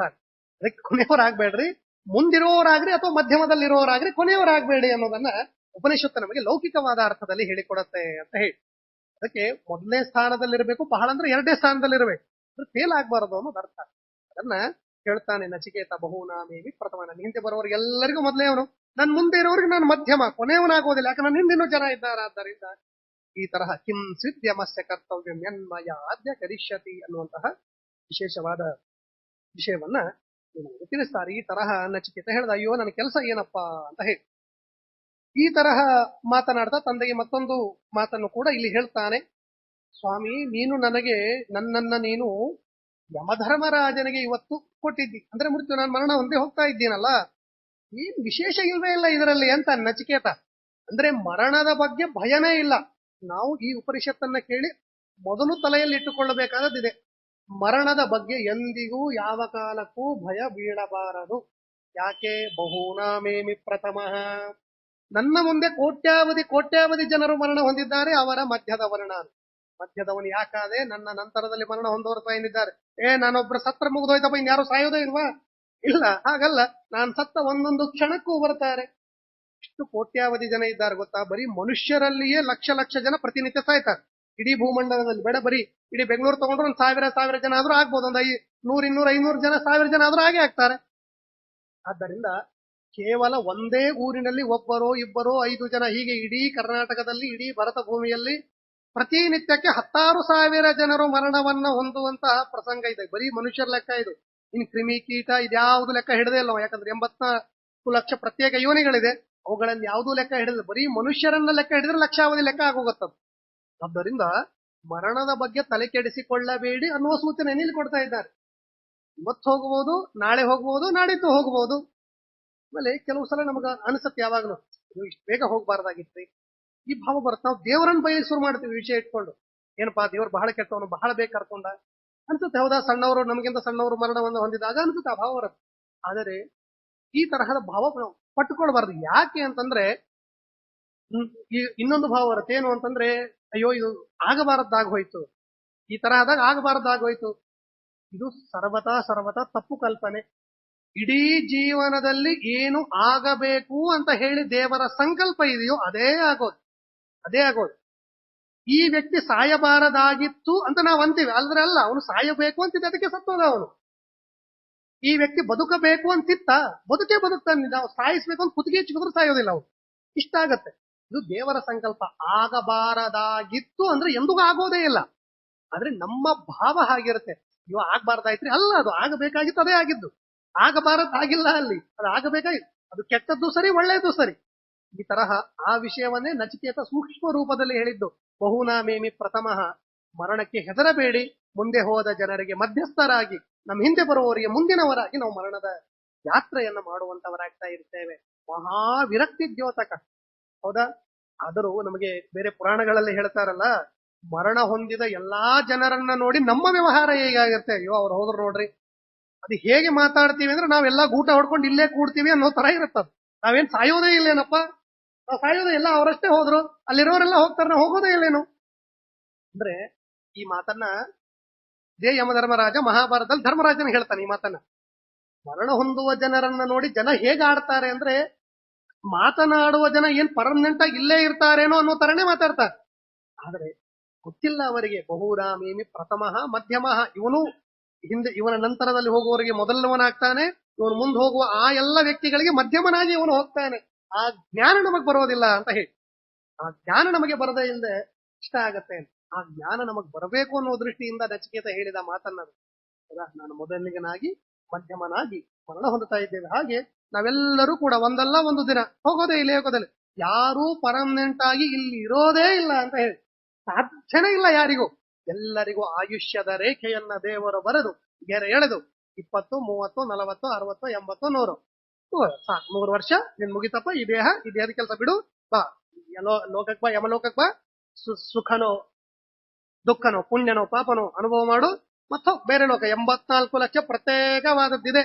ಹೌದಾ? ಒಂದೊಂದು ಗಂಟೆಯಲ್ಲಿ ಹುಟ್ಟಿ ಒಂದೇ ಗಂಟೆಯಲ್ಲಿ ಮರಣ ಹೊಂದೋದಿದೆ ಜೀವರಾಶಿ. ಆ ಜೀವರಾಶಿಗಳಲ್ಲಿ ಹುಟ್ಟು ಅದನ್ನ ಮತ್ತೆ ರಿಪೀಟ್ ಆಗಿ ಹೇಳ್ತಾನೆ. ಅನುಪಶ್ಯ ಯಥಾ ಪೂರ್ವೆ ಪ್ರತಿಪಶ್ಯ ತಥಾಪರೆ ಸತ್ಯಮಿವ ಮರ್ತ್ಯ ಪಶ್ಯತೆ ಸತ್ಯಮಿವ ಜಾಯತೆ ಪುನಃ. ಜೀವನಿಗೆ ನಾಶ ಇಲ್ವೇ ಇಲ್ಲ. ಗೀತೆಯಲ್ಲಿ ನಾವು ಕೇಳಿದ್ದೀವಲ್ಲ, ಹೌದಾ? ಯಾವ ಗಾಳಿಯಿಂದ, ಯಾವ ಬೆಂಕಿಯಿಂದ, ಇನ್ಯಾವುದೇ ಅಸ್ತ್ರ ಶಸ್ತ್ರ ಯಾವುದರಿಂದಲೂ ಜೀವನಾಶ ಆಗೋದೇ ಇಲ್ಲ. ಅದಕ್ಕೊಂದು ಉದಾಹರಣೆ ಹೇಳಿದ್ದಾರೆ ಅಲ್ಲಿ. ಅಂದ್ರೆ ಅನುಪಶ್ಯ ಯಥಾಪೂರ್ವೆ ಪ್ರತಿಪಶ್ಯ ತಥಾಪರೆ ಅನ್ಲಿಕ್ಕೆ ಅರ್ಥ ಹೇಳ್ಕೊಂಡ್ಬೇಡ. ಅಂದ್ರೆ ಮೊದಲು ಮರಣ ಹೊಂದಿದವರನ್ನ ನೋಡು, ಅವರನ್ನ ನೋಡಿ ನಿರ್ಧರಿಸಿಕೋ ಮುಂದಿನವರು ಹೀಗೆ ಸಾಯ್ತಾರೆ ಅಂತ ಹೇಳಿ. ಒಬ್ಬ ವ್ಯಕ್ತಿ ಮರಣ ಹೊಂದಿದ್ದನ್ನ ನೋಡಿ, ಹೌದಾ, ಅದೇ ತರಹ ಮುಂದೆ ಬರುವವರು ಅಂದ್ರೆ ನಾವೆಲ್ಲರೂ ಒಬ್ಬರ ಮರಣ ಹೊಂದಿದ ವ್ಯಕ್ತಿಯನ್ನು ನೋಡಿ ನಾವು ಅದೇ ತರಹ ಮರಣ ಹೊಂದ್ತೇವೆ ಅನ್ನುವಂತಹ ವಿಷಯವನ್ನ ನೀನು ನೋಡು. ಆದ್ರೆ ಇದು ಹೇಗಿದೆ? ಸಸ್ಯಮಿವ ಭರ್ತ್ಯ ಪಚ್ಚತೆ ಸಸ್ಯಮಿವ ಜಾಯತೆ ಪುನಃ. ನಾವು ಅನ್ಕೋತೀವಿ ಈ ದೇಹ ಹೋಯ್ತು ಅಂದ್ರೆ ಅಲ್ವೇ ಅಲ್ಲ, ಮತ್ತೆ ರಿಟರ್ನ್ ಆಗಿ ಬರ್ತಾ ಇರುತ್ತೆ ಅಂತ ಹೇಳಿ. ಸಸ್ಯಮಿವ ಮರ್ತ್ಯ ಪಚ್ಚತೆ. ಈಗ ಜೀವ ಇದ್ದಾನೆ, ಪಂಚಾಗ್ನಿ ವಿದ್ಯೆಗಳಲ್ಲಿ ಅದನ್ನು ವಿಶೇಷವಾಗಿ ಹೇಳ್ತಾರೆ. ಒಬ್ಬ ಜೀವ ಹುಟ್ಟುವಾಗ ಹೇಗೆ ಹುಟ್ಟುತ್ತಾನೆ? ಅಂತರಿಕ್ಷದಿಂದ ಭೂಮಿಗೆ ಬರ್ತಾನೆ, ಅಲ್ಲಿ ಧನ ತರಕಾರಿ ಅಂದ್ರೆ ಯಾವುದೇ ತರಹದ ಬೀಜಗಳು ಸಸ್ಯಗಳಲ್ಲಿ ಸೇರಿಕೊಳ್ತಾನೆ, ಅಥವಾ ಅಕ್ಕಿ ಬೇಳೆ ಇತ್ಯಾದಿಯಾದ ಪದಾರ್ಥಗಳಲ್ಲಿ ಅವನು ಸೇರಿಕೊಳ್ತಾನೆ. ಸೇರಿಕೊಂಡು ಅಲ್ಲಿಂದ ಅವನು ಅಂಗಡಿಗೆ ಬರ್ತಾನೆ, ಅಂಗಡಿಯಿಂದ ಯಜಮಾನನ ಮನೆಗೆ ಬರ್ತಾನೆ, ಯಜಮಾನನ ಮನೆಯಲ್ಲಿ ಅವನು ಪಾಕದಲ್ಲಿ ಕುದಿತಾನೆ. ಹೌದಾ? ಈಗ ತರಕಾರಿ ಇರುತ್ತೆ, ಯಾವುದೇ ತರ ಸೊಪ್ಪುಗಳಿರ್ಬೋದು, ತರಕಾರಿಗಳಿರ್ಬೋದು, ಅಕ್ಕಿ ಬೇಳೆ ಮೊದಲಾದ ದವಸ ಧಾನ್ಯಗಳಿರ್ಬೋದು, ಹೀಗೆ ಎಲ್ಲ ತರಹದ ಧಾನ್ಯಗಳಲ್ಲಿ ತರಕಾರಿಗಳಲ್ಲಿ ಆ ಜೀವ ಪ್ರವೇಶವನ್ನು ಹೊಂತಾನೆ. ಅವುಗಳನ್ನ ನಾವು ಚೆನ್ನಾಗಿ ಕತ್ತರಿಸಿದಾಗ ಸಾಯೋದಿಲ್ಲ. ತರಕಾರಿ ಕತ್ತರಿಸಿ ಅಯ್ಯೋ ಆ ಜೀವ ಇದ್ರೆ ಅದ್ರಲ್ಲಿ ಹೋಯ್ತು ಅಲ್ಲ, ಕತ್ತರಿಸಿದಾಗೂ ಅದರಲ್ಲಿ ಸತ್ವ ರೂಪದಲ್ಲಿ ಇರುತ್ತೆ. ಅದನ್ನ ಬೇಯಿಸ್ತೀವಿ, ಕುದಿಸ್ತೀವಿ, ಪಚ್ಚತೆ ಚೆನ್ನಾಗಿ ಕುದಿಸ್ತೀವಿ, ಆ ಜೀವ ಹೋಗೋದೇ ಇಲ್ಲ, ಏನೂ ಆಗೋದಿಲ್ಲ. ಹೌದಾ? ಆ ಜೀವ ಪುರುಷನ ದೇಹವನ್ನ ಪ್ರವೇಶ ಮಾಡುತ್ತೆ, ಅದೆಲ್ಲಿ ಹೋಗೋದಿಲ್ಲ, ಅದು ಬೇರೆ ವೀರ್ಯ ರೂಪದಲ್ಲಿ ಅಲ್ಲಿ ಶೇಖರಣೆ ಆಗತ್ತೆ. ನಂತರ ಸ್ತ್ರೀ ದೇಹದಲ್ಲಿ ಪ್ರವೇಶ ಮಾಡುತ್ತೆ, ಅಲ್ಲಿ ಚೆನ್ನಾಗಿ ಬೆಳೆದು ತಾಯಿಯ ಉದರದಿಂದ ಹೊರಗಡೆ ಬರುತ್ತೆ. ಅಂದ್ರೆ ಸಸ್ಯಮಿವ ಮರ್ತ್ಯ ಪಚ್ಚತೆ. ಒಂದು ಸಿಂಪಲ್ ಉದಾಹರಣೆ ಕೊಟ್ರು. ಅಲ್ಲಿ ಹೇಳಿದ್ರಲ್ಲ, ವಾಸಾಂಸಿ ಜೀರ್ಣಾನಿ ಯಥಾವಿಹಾಯ ಅಂತ ಗೀತೆಯಲ್ಲಿ ಹೇಳಿದ್ದಾರೆ. ಹೇಗೆ ನಾವು ದೇಹ ತ್ಯಾಗ ಮಾಡುವಾಗ ಈ ದೇಹ ಹಳೇದಾಯ್ತೋ ದೇಹ ಬಿಟ್ಟು ಬಿಡ್ತೇವೆ, ಹೇಗೆ ದೇಹದ ಮೇಲೆ ಹಾಕಿಕೊಂಡ ಪಂಚೆಗಳು ಅಂಗಿಗಳು ಹಳೇದಾದಾಗ ಅದನ್ನ ತೆಗೆದು ಒಗೆದು ಹೊಸದು ಹಾಕೋತೀವಿ, ಆ ತರಹ ಜೀವ ಈ ದೇಹವನ್ನ ಬಿಟ್ಟಾಗ ಮತ್ತೊಂದು ದೇಹ ಅವನಿಗೆ ಬರುತ್ತೆ. ಆ ದೇಹ ಮುಪ್ಪಾಗಿ ದೇಹ ಬಿಟ್ಟಾಗ ಮತ್ತೊಂದು ದೇಹ ಬರುತ್ತೆ. ಅದನ್ನೇ ಇಲ್ಲಿ ಹೇಳಿದ್ರು, ಸಸ್ಯಮಿವ ಮರ್ತ್ಯ ಪಚ್ಚತೆ ಸಸ್ಯಮಿವ ಜಾಯತೆ ಪುನಃ. ಹೌದಾ? ಆ ಜೀವ ಆಕಾಶದಿಂದ ಸಸ್ಯಗಳಲ್ಲಿ ಧಾನ್ಯಗಳಲ್ಲಿ ಬರ್ತಾನೆ, ಚೆನ್ನಾಗಿ ಬೇಯಲು ಪಡ್ತಾನೆ, ಪುರುಷನಿಂದ ಸ್ತ್ರೀ ದೇಹದಲ್ಲಿ ಹೋಗಿ ಮತ್ತೆ ಹುಟ್ಟುತ್ತಾನೆ, ಮತ್ತೆ ಮರಣವನ್ನ ಹೊಂದಿ ಮತ್ತೆ ಎಲ್ಲಿ ಬರ್ತಾನೆ? ಮತ್ತೆ ಸಸ್ಯದಲ್ಲೇ ಬರ್ತಾನೆ. ಅದನ್ನ ಇಲ್ಲಿ ಬೇರೆ ರೀತಿಯಲ್ಲಿ ಹೇಗೆ ವಾಸಾಂಸಿ ಜೀರ್ಣಾನಿ ಯಥಾವಿಹಾಯ ಅಂತ ಹೇಳಿ ಒಂದು ಅಂಗಿಯ ಉದಾಹರಣೆಯನ್ನ, ಒಂದು ವಸ್ತ್ರದ ಉದಾಹರಣೆಯನ್ನ ಕೊಟ್ಟು ಹೇಳಿದ್ರೆ, ಹಾಗೆ ಇಲ್ಲಿ ಸಸ್ಯದ ಉದಾಹರಣೆಯನ್ನ ಕೊಟ್ಟು ನಮಗೆ ಹೇಳ್ತಾರೆ. ಆದ್ದರಿಂದ ಅದೇ ರೀತಿಯಾಗಿ ಇಲ್ಲೇ ನಿಲ್ಲಿಲ್ಲ ಅಂತ ಹೇಳಿದಕ್ಕೆ ಇನ್ನೊಂದು ಪಚ್ಚತೆ ಅನ್ಲಿಕ್ಕೆ ಇನ್ನೊಂದು ಹೇಳ್ತಾರೆ. ಬರೀ ಇವನು ಅಡಿಗೆ ಮನೆಯ ಪಾತ್ರೆಯಲ್ಲಿ ಅಷ್ಟೇ ಬೇಯೋದಿಲ್ಲ, ಜೀವ ನರಕದಲ್ಲಿ ತೈಲ ಪಾಕಗಳಲ್ಲಿಯೂ ಬೇಯ್ತಾನೆ ಅಂತ ಹೇಳಿ. ಜೀವನಿಗೆ ಎಂದಿಗೂ ಮರಣ ಇಲ್ಲ ಅನ್ನೋದಲ್ಲಿ ಇಲ್ಲಿ ಹೇಳ್ತಾ ಇದ್ದಾರೆ ಸೂಕ್ಷ್ಮ ರೂಪದಲ್ಲಿ. ಹೌದಾ? ಜೀವ ಮರಣ ಹೊಂದಿದ ಮೇಲೆ ಹೋಗ್ತಾನೆ ನರಕಕ್ಕೆ. ನರಕಕ್ಕೆ ಹೋದಾಗೇನು ಅಲ್ಲಿ ಕುಂಬಿ ಪಾಕದಲ್ಲಿ ಹಾಕ್ತಾರೆ, ತೈಲ ಪಾಕ, ಕಟಾಹ ಕ್ಷಿಪ್ತ ವಟವತ, ಅದು ಮಹಾಘೋರವಾದದ್ದು ನರಕ. ತೈಲ ಪಾಕ, ಎಣ್ಣೆಯ ಪಾಕದಲ್ಲಿ ತುಪ್ಪದ ಪಾಕಗಳಲ್ಲಿ ಹಾಕಿ ಚಟ ಚಟ ಅಂತ ಶಬ್ದ ಬರುವವರೆಗೂ ಹೊರಿತಾರೆ. ಈ ತರಹ ಅಲ್ಲಿಯೂ ಪಚ್ಚತೆ, ಅಲ್ಲಿಯೂ ದುಃಖ ಪಡ್ತಾನೆ, ಸುಖ ಪಡ್ತಾನೆ. ಹೌದಾ? ಒಳ್ಳೆ ಸುಖಭೋಗ ಮಾಡ್ತಾನೆ ಸ್ವರ್ಗಾದಿಗಳಲ್ಲಿ ಪುಣ್ಯ ಇತ್ತು ಅಂದ್ರೆ. ಆದ್ರೆ ಮತ್ತೆ ಜಾಯತೆ ಪುನಃ, ಮತ್ತೆ ಭೂಮಿಯಲ್ಲಿ ಅವನು ಹುಡ್ತಾನೆ ಸ್ವಾಮಿ. ಆದ್ದರಿಂದ ಈ ಮರಣದಿಂದ ನನಗೆ ಯಾವ ಕಾಲದಲ್ಲಿಯೂ ದುಃಖ ಇಲ್ಲ ಅನ್ನೋದನ್ನ ವಿಶೇಷವಾದ ರೀತಿಯಲ್ಲಿ ಅಲ್ಲಿ ನಚಿಕೇತ ತನ್ನ ತಂದೆಗೆ ತಿಳಿಸ್ತಾ ಇದ್ದಾನೆ ಅಂತ ಹೇಳಿ ಈ ತರಹ ತಂದೆಗೆ ತಿಳಿಸಿ ದೇಹ ಹೋಯ್ತು, ದೇಹ ಬಿದ್ದಿದೆ, ಜೀವ ಸೂಕ್ಷ್ಮ ರೂಪದಿಂದ ಯಮಲೋಕಕ್ಕೆ ಹೋಯ್ತು ಅಂತ ಹೇಳಿ ಮತ್ತೆ ಪುರಾಣಾಂತರದ ಒಂದು ಸಣ್ಣ ಕಥೆಯನ್ನು ಹೇಳ್ತಾರೆ. ಏನ್ ಹೇಳ್ತಾರೆ ಅಂದ್ರೆ, ಅವನು ಹೋಗುವಾಗ ಇಲ್ಲಿ ಅನುಪಶ್ಯ ಪ್ರತಿಪಶ್ಯ ಅನ್ನೋದಕ್ಕೆ ಬೇರೆ ಅರ್ಥ ಹೇಳಿದ್ರು ಹಿಂದಿನ ಶ್ಲೋಕಕ್ಕೆ. ಏನ್ ಹೇಳ್ತಾರೆ, ಯಮದೂತರು ಹೇಳ್ತಾರಂತೆ ನಚಿಕೇತನ, ನೋಡೋ ನಚಿಕೇತ, ನಿನ್ನ ಮುಂದೆ ಮರಣ ಹೊಂದಿದ ವ್ಯಕ್ತಿಗಳು ನೋಡು ಮುಂದಿನ ಲೋಕದಲ್ಲಿ, ಅಂದ್ರೆ ಸಾಧಾರಣವಾಗಿ ಯಮ ಮಾರ್ಗ 1 ವರ್ಷದ್ದು ಅಂತ, ಮರಣ ಹೊಂದಿದ ಮೇಲೆ 13ನೇ ದಿನ ಆ ಜೀವಿಯ ಪ್ರಯಾಣ ಆರಂಭ ಆಯಿತು ಅಂದ್ರೆ ಯಮಲೋಕಕ್ಕೆ ಹೋಗಿ ಮುಟ್ಲಿಕ್ಕೆ 1 ವರ್ಷದ ಕಾಲಾವಧಿ ಬೇಕು. ಅದು ಸೂಕ್ಷ್ಮ ರೂಪದಲ್ಲಿರುತ್ತೆ, ಅದು ಸ್ಥೂಲ ದೇಹದಲ್ಲಿರುವ ನಮಗೆ ನಿಮಗೆ ಕಾಣೋದಿಲ್ಲ. ಯಾರು ಸೂಕ್ಷ್ಮ ರೂಪವನ್ನ ಧಾರಣೆ ಮಾಡ್ಕೊಂಡಿರ್ತಾರೆ ಅವರಿಗೆ ಕಾಣುತ್ತೆ. ಆದ್ದರಿಂದ ಯಮದೂತರು ಹೇಳ್ತಾನಂತ ನಚಿಕೇತ ನೋಡು, ನಿನ್ನ ಮುಂದೆ ಹೋಗುವಂತಹ ಜನರು ಯಾವ ರೀತಿಯಾಗಿ ದುಃಖ ಪಡ್ತಾ ಇದ್ದಾರೆ ನೋಡು ಅಂತ ಹೇಳ್ತಾರಂತೆ. ಅನುಪಶ್ಯ ಪ್ರತಿಪಶ್ಯ, ನೋಡಿ ನಿನ್ ಹಿಂದೆ ಮರಣ ಹೊಂತಾರಲ್ಲ ಅವರೆಲ್ಲ ಯಾವ ರೀತಿ ದುಃಖ ಪಡ್ತಾ ಇದ್ದಾರೆ ನೋಡು ಅಂತ ಹೇಳಿ ಅಲ್ಲಿ ನಡೆಯುವ ದುಃಖಗಳನ್ನ ತೋರಿಸ್ತಾ, ಅದೇ ರೀತಿಯಾಗಿ ಸಾತ್ವಿಕರು ಮರಣವನ್ನು ಹೊಂದಿದಾಗ ಯಾವ ರೀತಿಯಾಗಿ ವಿಮಾನಾದಿಗಳಲ್ಲಿ ಕುಳಿತು ಅವ್ರು ಹೋಗ್ತಾರಲ್ಲ ಅದನ್ನು ತೋರಿಸ್ತಾರೆ. ನೋಡು ಅವರು ಸಾತ್ವಿಕರು ಯಾವ ರೀತಿಯಾಗಿ ವಿಮಾನಾದಿಗಳಲ್ಲಿ ಕುಳಿತು ಹೋಗ್ತಾ ಇದ್ದಾರೆ ಅನ್ನೋದನ್ನು ತೋರಿಸ್ತಾರೆ. ಈ ತರಹ ಅನುಪಶ್ಯ ಪ್ರತಿಪಶ್ಯ ಅನ್ನೋದಕ್ಕೆ ಇದೇ ಪುರಾಣದ ಒಂದು ಮಾತನ್ನಿಟ್ಕೊಂಡು ಈ ವಿಷಯವನ್ನು ಹೇಳ್ತಾರೆ. ಇದಕ್ಕೆ ಇನ್ನೊಂದು ಅರ್ಥವನ್ನು ಹೇಳ್ತಾರೆ. ಇವನು ಯಮಲೋಕಕ್ಕೆ ಹೋಗ್ತಾನೆ, ಹೋದ ಮೇಲೆ ಯಮಧರ್ಮರಾಜನ ಜೊತೆ ಮಾತಾಡ್ತಾನೆ, ಸ್ವಾಮಿ ನಾನು ಸೂಕ್ಷ್ಮ ರೂಪದಿಂದ ಇಲ್ಲಿ ಬಂದಿದ್ದೇನೆ, ನನಗೆ ಇಲ್ಲಿರುವ ಎಲ್ಲ ವಿಷಯಗಳನ್ನು ನೋಡುವ ಆಸೆ ಅಂತೆ. ವಿಷಯಗಳು ಅಂದ್ರೆ ಏನರ್ಥ, ಅಲ್ಲಿದ್ದ ಸ್ವರ್ಗ ನರಕಗಳನ್ನ, ಹೌದಾ, ಯಾವ ರೀತಿಯಾಗಿ ಸ್ವರ್ಗದಲ್ಲಿ ಸುಖ ನಡೆಯುತ್ತೆ, ಯಾವ ರೀತಿಯಾಗಿ ನರಕದಲ್ಲಿ ಜೀವರು ದುಃಖ ಪಡ್ತಾರೆ, ಇದೆಲ್ಲವನ್ನ ನನಗೆ ತೋರಿಸು ಅಂತ ಹೇಳಿ ಅದೊಂದು ಅರ್ಥವನ್ನ ಹೇಳ್ತಾರೆ. ಹೀಗೆ ನಚಿಕೇತ ಯಮಲೋಕಕ್ಕೆ ಹೋದಾಗ ಅಲ್ಲಿರುವ ನರಕ ಸ್ವರ್ಗಗಳನ್ನ ಕಣ್ಣಾರೆ ಕಂಡ. ಯಾಕೆ, ಸ್ಥೂಲ ದೇಹದಿಂದ ಹೋದಾಗ ಅದು ಕಾಣೋದಿಲ್ಲ. ಕೆಲವರು ಹೋಗ್ತಾರೆ ಸ್ಥೂಲ ದೇಹದಿಂದ, ಋಷಿಗಳು ಮುನಿಗಳು ಹೋದ ಕಥೆಗಳನ್ನು ಕೇಳ್ತೇವೆ, ಆದರೆ ಅವರಿಗೆ ಅಲ್ಲಿರುವ ದುಃಖಾದಿಗಳು ಸುಮ್ಮನೆ ತೋರಿಸೋದಿಲ್ಲ. ಇದು ನರಕ ಬರ್ರಿ ನೋಡು ಬರ್ರಿ ಅಂತ ತೋರಿಸೋದಿಲ್ಲ ಯಮಧರ್ಮರಾಜ, ಇದು ಸ್ವರ್ಗ ಇದೆ ನೋಡ್ರಿ ಅಂತ ತೋರಿಸೋದಿಲ್ಲ. ಆದರೆ ಸೂಕ್ಷ್ಮ ರೂಪದಲ್ಲಿ ಹೋದಾಗ ಅದೆಲ್ಲ ಕಣ್ಣಿಗೆ ಕಾಣುತ್ತಾದ್ದರಿಂದ ನಚಿಕೇತ ಕೇಳಿದ, ಸ್ವಾಮಿ ಬಂದಿದ್ದೇನೆ, ಹೇಗಾದ್ರೂ ಅದೆಲ್ಲವನ್ನು ತೋರಿಸೇ ಬಿಡಿ ಅಂತ ಕೇಳ್ತಾನೆ. ಹೀಗೆ ಆ ತರಹದ ಅಭಿಪ್ರಾಯದಲ್ಲಿಯೂ ಪುರಾಣಾಂತರದ ಒಂದು ಕಥೆಯನ್ನು ಕೇಳ್ತಾರೆ ಅಂತ ಇವಿಷ್ಟೇ ವಿಷಯಗಳನ್ನ ಅಲ್ಲಿ ಹೇಳಿ ಮುಂದೆ ಇಮಿಡಿಯೇಟ್ ಆಗಿ ಇಷ್ಟು ಹೇಳ್ತಾನಂದ್ರೆ, ನಚಿಕೇತ ತಂದೆಗೆ ಹೇಳ್ದ, ಸಸ್ಯಮಿವ ಭರ್ತ್ಯ ಪಚ್ಚತೆ ಸಸ್ಯಮಿವ ಜಾಯತೆ, ಪುನಃ ಹುಡ್ತಾರೆ ಸಾಯ್ತಾರೆ, ಇದು ಚಕ್ರ ಇದ್ದಾಗಿರುತ್ತೆ ಅಂತ ಇಷ್ಟು ಹೇಳಿ ತೆಗೆದ ಮುಂದಿನ ಮಂತ್ರ ವೈಶ್ವಾನರ ಪ್ರವಿಶತಿ ಅತಿಥಿ ಬ್ರಾಹ್ಮಣೋ ಗ್ರಹಾನ್. ಈ ಶ್ಲೋಕವನ್ನ ಹೇಳಿದ ಮೇಲೆ ಹಿಂದಿನ ಶ್ಲೋಕಕ್ಕೂ ಮುಂದಿನ ಮಂತ್ರಕ್ಕೂ ನಮಗೆ ಅರ್ಥನೇ ಗೊತ್ತಾಗೋದಿಲ್ಲ. ಅದಕ್ಕೆ ಶ್ರೀಮದಾಚಾರ್ಯ ಹೇಳಿದ್ರು, ಸಜಗಾಮ ಯಮಂಬಾಲೋ ಬ್ರಹ್ಮಚಾರಿ ಯಮಸ್ಯತು ಪತ್ನ್ಯಾ ಸಂಪೂಜ್ಯಮಾನೋಪಿ ಜಗ್ರಾಹ ಅರ್ಘ್ಯಾಧಿಕಂ ನತು ಆಗತೇತು ಯಮೇ ಪ್ರಾಹ ಯಮಂ ಸೋದಕ ಮಾಹದ. ಶ್ರೀಮದಾಚಾರ್ಯರ ವಿಶಿಷ್ಟವಾದ ಅನುಗ್ರಹ ನಮ್ಮ ನಿಮ್ಮೆಲ್ಲರ ಮೇಲೂ. ಶ್ರೀಮದಾಚಾರ್ಯರು ಭಾಷ್ಯಗಳನ್ನ ಬರೆಯದೇ ಹೋಗಿದ್ರೆ ಈ ಶ್ಲೋಕಕ್ಕೆ ಇಮಿಡಿಯೇಟ್ ಆಗಿ ಏನ್ ಅರ್ಥ ಮಾಡಬೇಕು ಅಂತಾನೇ ಗೊತ್ತಾಗ್ತಾ ಇರ್ಲಿಲ್ಲ. ಬಹಳ ಕಷ್ಟಪಡುವ ಪ್ರಸಂಗ ಇತ್ತು. ಹಾಗೆ ಶ್ರೀಮದಾಚಾರ್ಯರು ಏಕಾಏಕಿಯಾಗಿ ಅವರು ಶ್ರೀಮದಾಚಾರ್ಯರು ಭಾಷ್ಯವನ್ನ ಬರೆಯುವಾಗ ಹೇಳ್ತಾರೆ, ಈ ಶ್ಲೋಕಕ್ಕೆ ಅರ್ಥವನ್ನ ಮಾಡುವಾಗ ಮಧ್ಯದಲ್ಲಿ ಬಿಟ್ಟು ಹೋದ ವಿಷಯವನ್ನ ಹೇಳ್ತೇನೆ ಅಂತ ಹೇಳಿ. ಈ ಉಪನಿಷತ್ತುಗಳೇ ಹೀಗೆ, ಬರೀ ಉಪನಿಷತ್ತಲ್ಲ, ಇಡೀ ವೇದ ಪುರಾಣ ಮೀಮಾಂಸಾಗಳಿರಬಹುದು ಅಥವಾ ಇನ್ನುಳಿದಂತಹ ಪುರಾಣಗಳಿರಬಹುದು, ಇವುಗಳೆಲ್ಲ ಹೇಗಿದೆ ಅಂತಂದ್ರೆ ಒಂದು ಕಡೆಗೆ ಡೈರೆಕ್ಟ್ ಆಗಿ ಒಂದು ವಿಷಯಗಳನ್ನ ಹೇಳ್ತಾ ಹೋಗೋದೇ ಇಲ್ಲ. ಯಾಕೆ ಹೀಗೆ ಅಂತಂದ್ರೆ ಮನುಷ್ಯನ ಜಿಜ್ಞಾಸೆಯನ್ನ ಬೆಳೆಸುವುದಕ್ಕಾಗಿ ಅಂತ ಹೇಳಿ. ಮನುಷ್ಯನ ಜಿಜ್ಞಾಸೆ ಬೆಳಿಬೇಕು, ಅದಕ್ಕಾಗಿ ಒಂದು ಕಡೆಗೆ ಸ್ವಲ್ಪ ಗಿಪ್ಪಿಟ್ಟು ಹೋಗ್ಬಿಟ್ಟಿರ್ತಾರೆ. ಈಗ ಇನ್ನೊಂದು ಕಾರಣ ಯಾಕಾಗತ್ತೆ ಅಂತಂದ್ರೆ, ಈಗ ಒಂದು ಪುಸ್ತಕದಲ್ಲಿ ಎಲ್ಲಾ ವಿಷಯಗಳು ಸಿಕ್ಬಿಡುತ್ತು ಅಂತ ಅನ್ಕೊಳ್ರಿ, ಅವನೊಂದು ಪುಸ್ತಕ ಓದ್ತಾನೆ ಮಹಾಪಂಡಿತ ಅಂತ ಕೂರ್ತಾನೆ, ಬೇರೆ ವಿಷಯಗಳ ಬಗ್ಗೆ ತಲೆನೇ ಕೆಡಿಸ್ಕೊಳ್ಳೋದಿಲ್ಲ. ಇಲ್ರಿ ಪುರಾಣದಲ್ಲಿ ಭಾಗವತದಲ್ಲಿ ಎಲ್ಲ ಬಂದಿದೆ, ನಾ ಯಾಕೆ ಬೇರೆ ಪುರಾಣ ಓದ್ಬೇಕು? ಅಲ್ರಪ್ಪ, ಬೇರೆ ಪುರಾಣ ಓದಿ, ಅಲ್ಲಿಯೂ ಸ್ವಾರಸ್ಯಕರವಾದ ಅತಿ ಆಶ್ಚರ್ಯಕರವಾದ ಭಗವಂತನ ವಿಶಿಷ್ಟವಾದ ಕಥೆಗಳನ್ನ ನಮಗೆ ಹೇಳ್ತಾರೆ ಅಂತ ಹೇಳಿ, ವಿಶಿಷ್ಟವಾದ ಕಥೆಗಳನ್ನ ಹೇಳ್ತಾರೆ. ಆದ್ದರಿಂದ ನಾವು ಸ್ಕಂದ ಪುರಾಣವನ್ನ ನೋಡುವಾಗ ಬಹಳ ಆಶ್ಚರ್ಯಕರವಾಗಿ ಹೇಳ್ತಾರೆ. ಅಂದ್ರೆ ಸ್ಕಂದನ ಉತ್ಪತ್ತಿ ಇರಬಹುದು, ಅಥವಾ ಅದಕ್ಕಿಂತಲೂ ಮುಂಚೆ ಬರುವಂತಹ ಯಾವ ಈ ಸಮುದ್ರ ಮಥನದ ಕಥೆ ಇರಬಹುದು, ಅದನ್ನು ಬಹಳ ಸ್ವಾರಸ್ಯಕರವಾಗಿ ಹೇಳ್ತಾರೆ. ಸಮುದ್ರ ಮಥನದಲ್ಲಿ ಮೊದಲು ವಿಷ ಬಂದಿದ್ದು ಗಣಪತಿ ಅನ್ನುವ ಕಥೆ ಬರುತ್ತೆ ಸ್ಕಂದದಲ್ಲಿ. ವಿಷ ತರಿಸಿದ್ದು ಗಣಪತಿ. ಯಾಕೆ? ಈ ದೇವತೆಗಳು ದೈತ್ಯರು ಎಲ್ಲ ಸಮುದ್ರ ಮಥನವನ್ನ ಮಾಡುವಾಗ ಗಣಪತಿಯ ಪೂಜೆ ಮಾಡದೆ ಮಾಡಿದ್ರು, ಅದಕ್ಕೆ ನಾನೊಂದು ಕೀಟ್ಲೆ ಮಾಡಿದೆ. ಬರೀ ನನ್ನ ಪೂಜೆ ಮಾಡೋದಲ್ಲದೆ ಶಿವನನ್ನ ಕರೀಲಿಲ್ಲ, ನಿನ್ನನ್ನು ಕರೆದಿಲ್ಲ ಅಪ್ಪ ಅವರು, ಅದಕ್ಕೆ ನಾನು ಈ ತರಹ ಮಾಡಿದೆ, ವಿಷ ಹುಟ್ಟಿಸಿದೆ ಅಂತ ಆ ಕಥೆ ಇರ್ತಾರೆ. ಕೇಳಿದಾಗ ಆನಂದ, ರೋಮಾಂಚನ ಆಗತ್ತಲ್ಲ, ವಿಶಿಷ್ಟವಾದ ಕಥೆಗಳು ಗೊತ್ತಾಗತ್ತಲ್ಲ. ಅದಕ್ಕೆ ಈ ವಿಷಯಗಳನ್ನ ಹೇಳುವಾಗ ಒಂದು ಪುರಾಣದಲ್ಲಿ ಎಲ್ಲ ಹಾಕಿರ್ಲಿಲ್ಲ, ಅಲ್ಲಲ್ಲೇ ವಿಷಯ ಇಟ್ಟಿರ್ತಾರೆ. ಅಂದ್ರೆ ಜಿಜ್ಞಾಸುವಿಗೆ ಜ್ಞಾನದ ಪಿಪಾಸೆ ಹುಟ್ಟಬೇಕು. ಪಿಪಾಸೆ ಹುಟ್ಟಿ ಇದು ಸ್ವಲ್ಪ ಏನೋ ಗ್ಯಾಪ ಬೇರೆ ಕಡೆ ಎಲ್ಲಿ ಹೇಳಿರಬಹುದು, ಮಹಾಭಾರತದಲ್ಲಿ ಹೇಳಿದ್ದಾರೆ, ಓ ಈ ಪುರಾಣದಲ್ಲಿ ಹೇಳಿದ್ದಾರೆ, ಈ ಉಪನಿಷತ್ತಿನಲ್ಲಿ ಹೇಳಿದ್ದಾರೆ ಬೇರೆ ಬೇರೆ ವಿಷಯಗಳನ್ನ ಅಂತ ಹೇಳಿ ಆಗ ಎಲ್ಲವನ್ನ ಓದಿದಾಗ ಓ ಆಗ ಒಂದು ವಿಶಿಷ್ಟವಾದಂತಹ ವಿಷಯ ನಮಗೆ ಸಿಗತ್ತೆ ಅಂತ ಹೇಳಿ. ಆಗಲೇ ಸುಮ್ಮನೆ ಉದಾಹರಣೆ ಒಂದು ವಿಷಯ ಕೇಳಿದ್ವಲ್ಲ ನಾವು, 3 ದಿನ ಅವನಿದ್ದ ಅಂದ್ರೆ ಅವ್ನ ದೇಹ ಹೇಗೆ 3 ದಿನ ಹೇಗೆ ಇಟ್ಕೊಂಡು ಕೂತ್ರು? ಆ ಪ್ರಶ್ನೆಗೆ ನಮಗೆ ತೈತಿರಿಯ ಬ್ರಾಹ್ಮಣದಲ್ಲಿ ವಾಗ್ದೇವಿ ಒಂದು ಸ್ವಪ್ನದಲ್ಲಿ ಹೇಳ್ತಾಳೆ ಅಂತ ಹೇಳಿದ್ದರಿಂದ ಸರಿ ಇದು ಒಂದು ರಾತ್ರಿಯ ವಿಷಯಕ್ಕೆ ಓಕೆ ಆಗತ್ತೆ. ಒಂದು ರಾತ್ರಿ ದೇಹ ಇಟ್ಕೊಂಡಿದ್ರು, ಆಗ ಒಂದು ರಾತ್ರಿಯಲ್ಲಿಯೇ 3 ದಿನ. ಅದಕ್ಕೆ ಇನ್ನೊಂದು ವಿಷಯವನ್ನು ಹೇಳ್ತಾರಲ್ಲ, ಅಂದ್ರೆ 3 ದಿನ ಕಳೆದಂತೆ ಆಯ್ತಲ್ಲ, ಯಮಧರ್ಮರಾಜ ಎಲ್ಲಿಯೂ ಹೋಗಿರ್ಲಿಲ್ಲ, ಅಲ್ಲೇ ಇದ್ದ.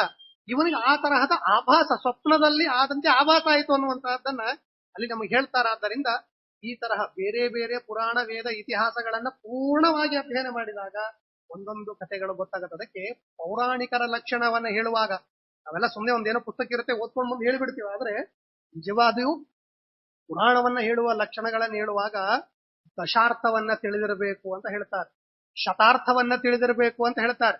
ಬರೀ ಶಬ್ದಗಳಿಗಲ್ಲ, ಈ ಕಥೆ ಯಾವ ಯಾವ ಪುರಾಣದಲ್ಲಿ ಬಂದಿದೆ ಅಂತ ತಿಳಿದ ವ್ಯಕ್ತಿ ಮಾತ್ರ ಪ್ರವಚನವನ್ನು ಹೇಳಬೇಕು ಅನ್ನುವಂತಹ ನಿಯಮ ಇದೆ. ನಮಗೆ ಸುಮ್ಮನೆ ಏನೋ ಗೊತ್ತಿದೆಪ್ಪ, ನಮಗೆ ಒಂದು ಸಮುದ್ರ ಮತದ ಕಥೆ ಗೊತ್ತಿದೆ ಹೇಳಿ ಅಂತ ನಾವು ಭಾಗವತ ತೆಗಿತೇವೆ, ಅಲ್ಲಿ ಒಂದು ಸಮುದ್ರ ಮತದ ಕಥೆ ಹೇಳಿಬಿಡ್ತೇವೆ. ಹಾಗೆ ಮಾಡಬೇಡಿ ಅಂತ ಹೇಳ. ಪೌರಾಣಿಕ ಅಂದ್ರೆ ಪ್ರವಚನ ಹೇಳುವ ವ್ಯಕ್ತಿಗಳೇನಿದ್ದಾರೆ, ಪುರಾಣಗಳನ್ನು ಹೇಳುವ ವ್ಯಕ್ತಿಗಳಿದ್ದಾರೆ, ಸುಮ್ಮನೆ ಹೇಳಬೇಡಿ. ನೀವು ಅಷ್ಟಾದಶ ಪುರಾಣಗಳನ್ನ ಓದಿದ್ರೆ ನೀವು ಹೇಳಿ. ಅದಕ್ಕೆ ಹಿಂದೆ ಎಲ್ಲ ಇವ್ರು ಪುರಾಣಿಕರು ಅಂತ ಇರ್ತಿದ್ರು, ಈಗ ಅಡ್ಡ ಹೆಸರಿರುವ ಎಷ್ಟೋ ಜನ ಇದ್ದಾರೆ. ಅಂದ್ರೆ ಅವ್ರ ಕೆಲಸ ಇಲ್ಲ, ಬರೀ ಪುರಾಣಗಳನ್ನು ಓದೋದು, ಪೌರಾಣಿಕ ಪುರಾಣಗಳನ್ನು ಹೇಳೋದು. ಅವ್ರು ಎಲ್ಲಾ ಪುರಾಣ ಬರೀ ಒಂದೇ ಪುರಾಣ ಓದಿ ಹೇಳಲಿಕ್ಕಿಲ್ಲ. ಅವರು 18 ಪುರಾಣಗಳನ್ನ, ಅದಕ್ಕೆ ಸಂಬಂಧಪಟ್ಟ ಉಪಪುರಾಣಗಳನ್ನ, ಅದಕ್ಕೆ ಸಂಬಂಧಪಟ್ಟ ಮಹಾಭಾರತ ರಾಮಾಯಣಗಳಲ್ಲಿ ಬಂದ ಕಥೆಗಳನ್ನ, ಇನ್ನುಳಿದ ವೇದ ಇತಿಹಾಸಗಳಲ್ಲಿ ಈ ಕಥೆಗಳನ್ನ ಎಲ್ಲಾದ್ರೂ ಹೇಳಿದ್ರೆ ಕಥಾಭಾಗದ ಸಂಗ್ರಹಗಳನ್ನ ಮಾಡಿ ಅವ್ರು ಹೇಳ್ತಾ ಇರ್ಬೇಕು. ಅವರನ್ನು ಪೌರಾಣಿಕರು. ಸುಮ್ಮನೆ ಈಗ ನಾನು ಒಂದು ಶಾಲೆ ಹಚ್ಕೊಂಡು ನನ್ನ ಪಂಡಿತ ಬರ್ರಿ ಪ್ರವಚನ ಹೇಳ್ರಿ, ಒಂದು ಪುರಾಣ ಹೇಳ್ರಿ ಅಂದ್ರೆ ಅಲ್ಲ, ಅದು ಅಲ್ಲಿ ಹೇಳೋದು. ಪೌರಾಣಿಕರ ಲಕ್ಷಣಗಳನ್ನ ಹೇಳುವಾಗ ಹೇಳ್ತಾರೆ, ವಾಕ್ಯಾರ್ಥ ವಾದಿಯ ಲಕ್ಷಣವನ್ನು ಹೇಳುವಾಗ ಅಲ್ಲಿ ಬೇರೆ ಹೇಳ್ತಾರೆ. ವಾದವನ್ನು ಮಾಡಿ ಪುರಾಣಿಕರನ್ನು ಕೂರಿಸ್ಲಿಕ್ಕಿಲ್ಲ ನೀವು. ಅವ್ನು ಪುರಾಣ ಹೇಳಲಿಕ್ಕೆ ಯೋಗ್ಯ, ವಾದ ಮಾಡಬಾರದು ಅಂತಲ್ಲ, ಆದ್ರೆ ವಾದ ಮಾಡುವವನ ವಾದಿಯ ಲಕ್ಷಣಗಳು ಬೇರೆ ಇರುತ್ತೆ, ಕಥಾ ಲಕ್ಷಣ ವಾದ ಮಾಡ್ಲಿಕ್ಕೆ ತೆಗೆದುಕೊಂಡು ವಿಷಯದ ಲಕ್ಷಣಗಳು ಬೇರೆ ಇರುತ್ತೆ. ಆದ್ದರಿಂದ ಹೀಗೆ ಬೇರೆ ಬೇರೆ ಪುರಾಣಗಳನ್ನ ಇಟ್ಟುಕೊಂಡು ಹೋದಾಗ ಅಲ್ಲಿ ಜ್ಞಾನ ಜಿಜ್ಞಾಸೆ ಬೆಳೆಯುತ್ತೆ. ಆದ್ದರಿಂದ ಶ್ರೀಮದಾಚಾರ್ಯರು ಬರದೇ ಹೋಗಿದ್ರೆ ನಮಗೆ ಹಿಂದಿನ ಮಂತ್ರಕ್ಕೂ ಮುಂದಿನ ಮಂತ್ರಕ್ಕೂ ಎಲ್ಲೋ ಮಿಸ್ ಆಗಿರ್ಬೇಕು, ಅದು ಇಲ್ಲ ಮಿಸ್ ಆಗಿಲ್ಲ, ಅದಿದೆ, ಇದು ತಿಳ್ಕೋಬೇಕು ಅಂತ ಹೇಳಿ ಒಂದೊಂದೇ ಶಬ್ದಗಳಲ್ಲಿ ಅದನ್ನು ಸೂಚ್ಯವಾಗಿ ಹೇಳಿರ್ತಾರೆ. ಅದನ್ನ ಇಲ್ಲಿ ನಮಗೆ ಶ್ರೀಮದಾಚಾರ್ಯ ಹೇಳಿದ್ರು, ಸಜಗಾಮ ಯಮಂಬಾಲೋ ಬ್ರಹ್ಮಚಾರಿ ಯಮಸ್ಯತು ಅಂತ ಹೇಳಿ ಇಷ್ಟು ಹೇಳಿದ. ತಂದೆ ಹೇಳಿದ ಮೇಲೆ ನಚಿಕೇತ 2 ಮಾತುಗಳನ್ನಾಡಿ, ಹೌದಾ, ನನಗೆ ಈ ಮರಣದಿಂದ ದುಃಖ ಇಲ್ಲ ಅನ್ನೋದನ್ನ ತಿಳಿಸಿ. ಯಾಕೆ ಅವನು ಜ್ಞಾನಿ ಆದ್ದರಿಂದಲೇನೆ ಈ ಮರಣದಿಂದ ಅವನಿಗೆ ದುಃಖ ಆಗಿಲ್ಲ. ಈ ತರಹದ ವಿಷಯವನ್ನ ತಿಳಿಸಿ ಹೇಳ್ತಾರೆ. ಅವನು ಮುಂದೆ ಯಮಲೋಕಕ್ಕೆ ಹೋಗ್ತಾನೆ. ಯಮಲೋಕಕ್ಕೆ ಹೋದಾಗ ಗೊತ್ತಿರುವ ಕಥೆಯಂತೆ ಯಮಧರ್ಮರಾಜ ಮನೆಯಲ್ಲಿ ಇರಲಿಲ್ಲ. ಯಮಧರ್ಮರಾಜ ಮನೆಯಲ್ಲಿ ಇಲ್ಲದೆ ಇದ್ದಾಗ ಯಮಧರ್ಮರಾಜನ ಹೆಂಡತಿ ಶ್ಯಾಮಲ ವರ್ಣದ ಶ್ಯಾಮಲೆ ಇದ್ದು, ಹೌದಾ, ಮಹಾ ತಿಳುವಳಿಕೆ ಉಳ್ಳ ಹೆಣ್ಣು ಮಗಳವಳು ಬಂದ ಅತಿಥಿಯನ್ನ ನೋಡಿ ಕೈ ಜೋಡಿಸಿ ನಮಸ್ಕಾರ ಮಾಡ್ತಾಳೆ. ಸ್ವಾಮಿ ಬ್ರಾಹ್ಮಣ ಬ್ರಹ್ಮಚಾರಿ, ನನ್ನ ಮನೆಗೆ ಬಂದಿದ್ದೀಯಲ್ಲ, ಅದರ ಒಳಗಡೆ ಬಾ, ನಿನಗೆ ವಿಶೇಷವಾದಂತಹ ಆದರ ಆತಿಥ್ಯಗಳನ್ನ ನಾನು ನಿನಗೆ ಮಾಡುತ್ತೇನೆ ಅಂತ ಹೇಳ್ತಾಳೆ. ನಚಿಕೇತ ಹೇಳಿದ, ಅಮ್ಮ ದಯವಿಟ್ಟು ತಪ್ಪು ತಿಳಿಯಬೇಡಿ, ನಾನು ಯಮಧರ್ಮರಾಜ, ಮನೆಯ ಯಜಮಾನ ಬರುವವರೆಗೂ ನಿಮ್ಮ ಮನೆಯ ಒಳಗಡೆ ಬರುವುದಿಲ್ಲ. ಒಂದು ವಿಷಯವನ್ನ ಹೇಳ್ತಾರೆ, ಅಂದ್ರೆ ಯಜಮಾನನ ಪತ್ನಿ ಒಬ್ಬಳೇ ಮನೆಯಲ್ಲಿರುವಾಗ ಸಾಧಾರಣರಾದವರು ಮನೆಯ ಒಳಗಡೆ ಪ್ರವೇಶ ಮಾಡಬಾರದು ಅನ್ನೋದು ಸೂಕ್ಷ್ಮ ವಿಷಯ ಇದೆ. ಆದ್ದರಿಂದ ಆ ಒಂದು ಕಾರಣಕ್ಕೆ ಇನ್ನೊಂದು ಅಪೇಕ್ಷೆ ಇತ್ತು ನಚಿಕೇತನಿಗೆ. ಏನ್ ಅಪೇಕ್ಷೆ ಇತ್ತು? ಏನು ಆಗಲೇ ಕೇಳಿದ್ವಲ್ಲ, ಮೊದಲೇ ದಿನ ಏನ್ ತಿಂದಿ ಅಂತ ಯಮಧರ್ಮರಾಜ ಕೇಳಿದ, ನಿನ್ ಸಂತಾನ ತಿಂದೆ, 2ನೇ ದಿನ ಪಶು ತಿಂದೆ, 3ನೇ ದಿನ ನಿನ್ ಕೀರ್ತಿ, ನಿನ್ನ ಮಾಡಿದ ಪುಣ್ಯ ತಿಂದೆ ಅಂತ ಹೇಳ್ತಾನಲ್ಲ. ಯಾಕೆ? ಇವನಿಗೆ ತತ್ವಜ್ಞಾನ ಬೇಕಾಗಿದೆ ನಚಿಕೇತನಿಗೆ. ಅಕಸ್ಮಾತ್ ಆಗಿ ಶ್ಯಾಮಲಾ ಕರೆದ ತಕ್ಷಣ ಇವನೇನಾದರೂ ಒಳಗಡೆ ಹೋಗಿ ಚೆನ್ನಾಗಿ ಊಟೋಪಚಾರವನ್ನ ಮಾಡಿ ಕುಳಿತಿದ್ದ ಅಂದ್ರೆ ಯಮಧರ್ಮರಾಜ ಕೇಳ್ತಾ ಇದ್ದ, ಏನಪ್ಪ ಯಾಕೆ ಬಂದಿದ್ದೀನಿ, ನಮ್ಮಪ್ಪ ಕಳಿಸಿದ ಬಂದ ಅಂತ ಸುಮ್ಮನೆ ಹೇಳ್ಬೇಕಾಗಿತ್ತು. ಆಯ್ತಪ್ಪ ಬಂದಿದ್ಯಾ ಇರು ಇಲ್ಲೇ ಅಂತ ಹೇಳಿ ಇಡಿಸ್ಕೊಂಡು ಕೊಡ್ಬೇಕಾಯ್ತು. ತತ್ವ ಇಲ್ಲ, ಜ್ಞಾನ ಇಲ್ಲ, ವಿದ್ಯೆ ಇಲ್ಲ, ಏನಿಲ್ಲ. ಹೌದಾ?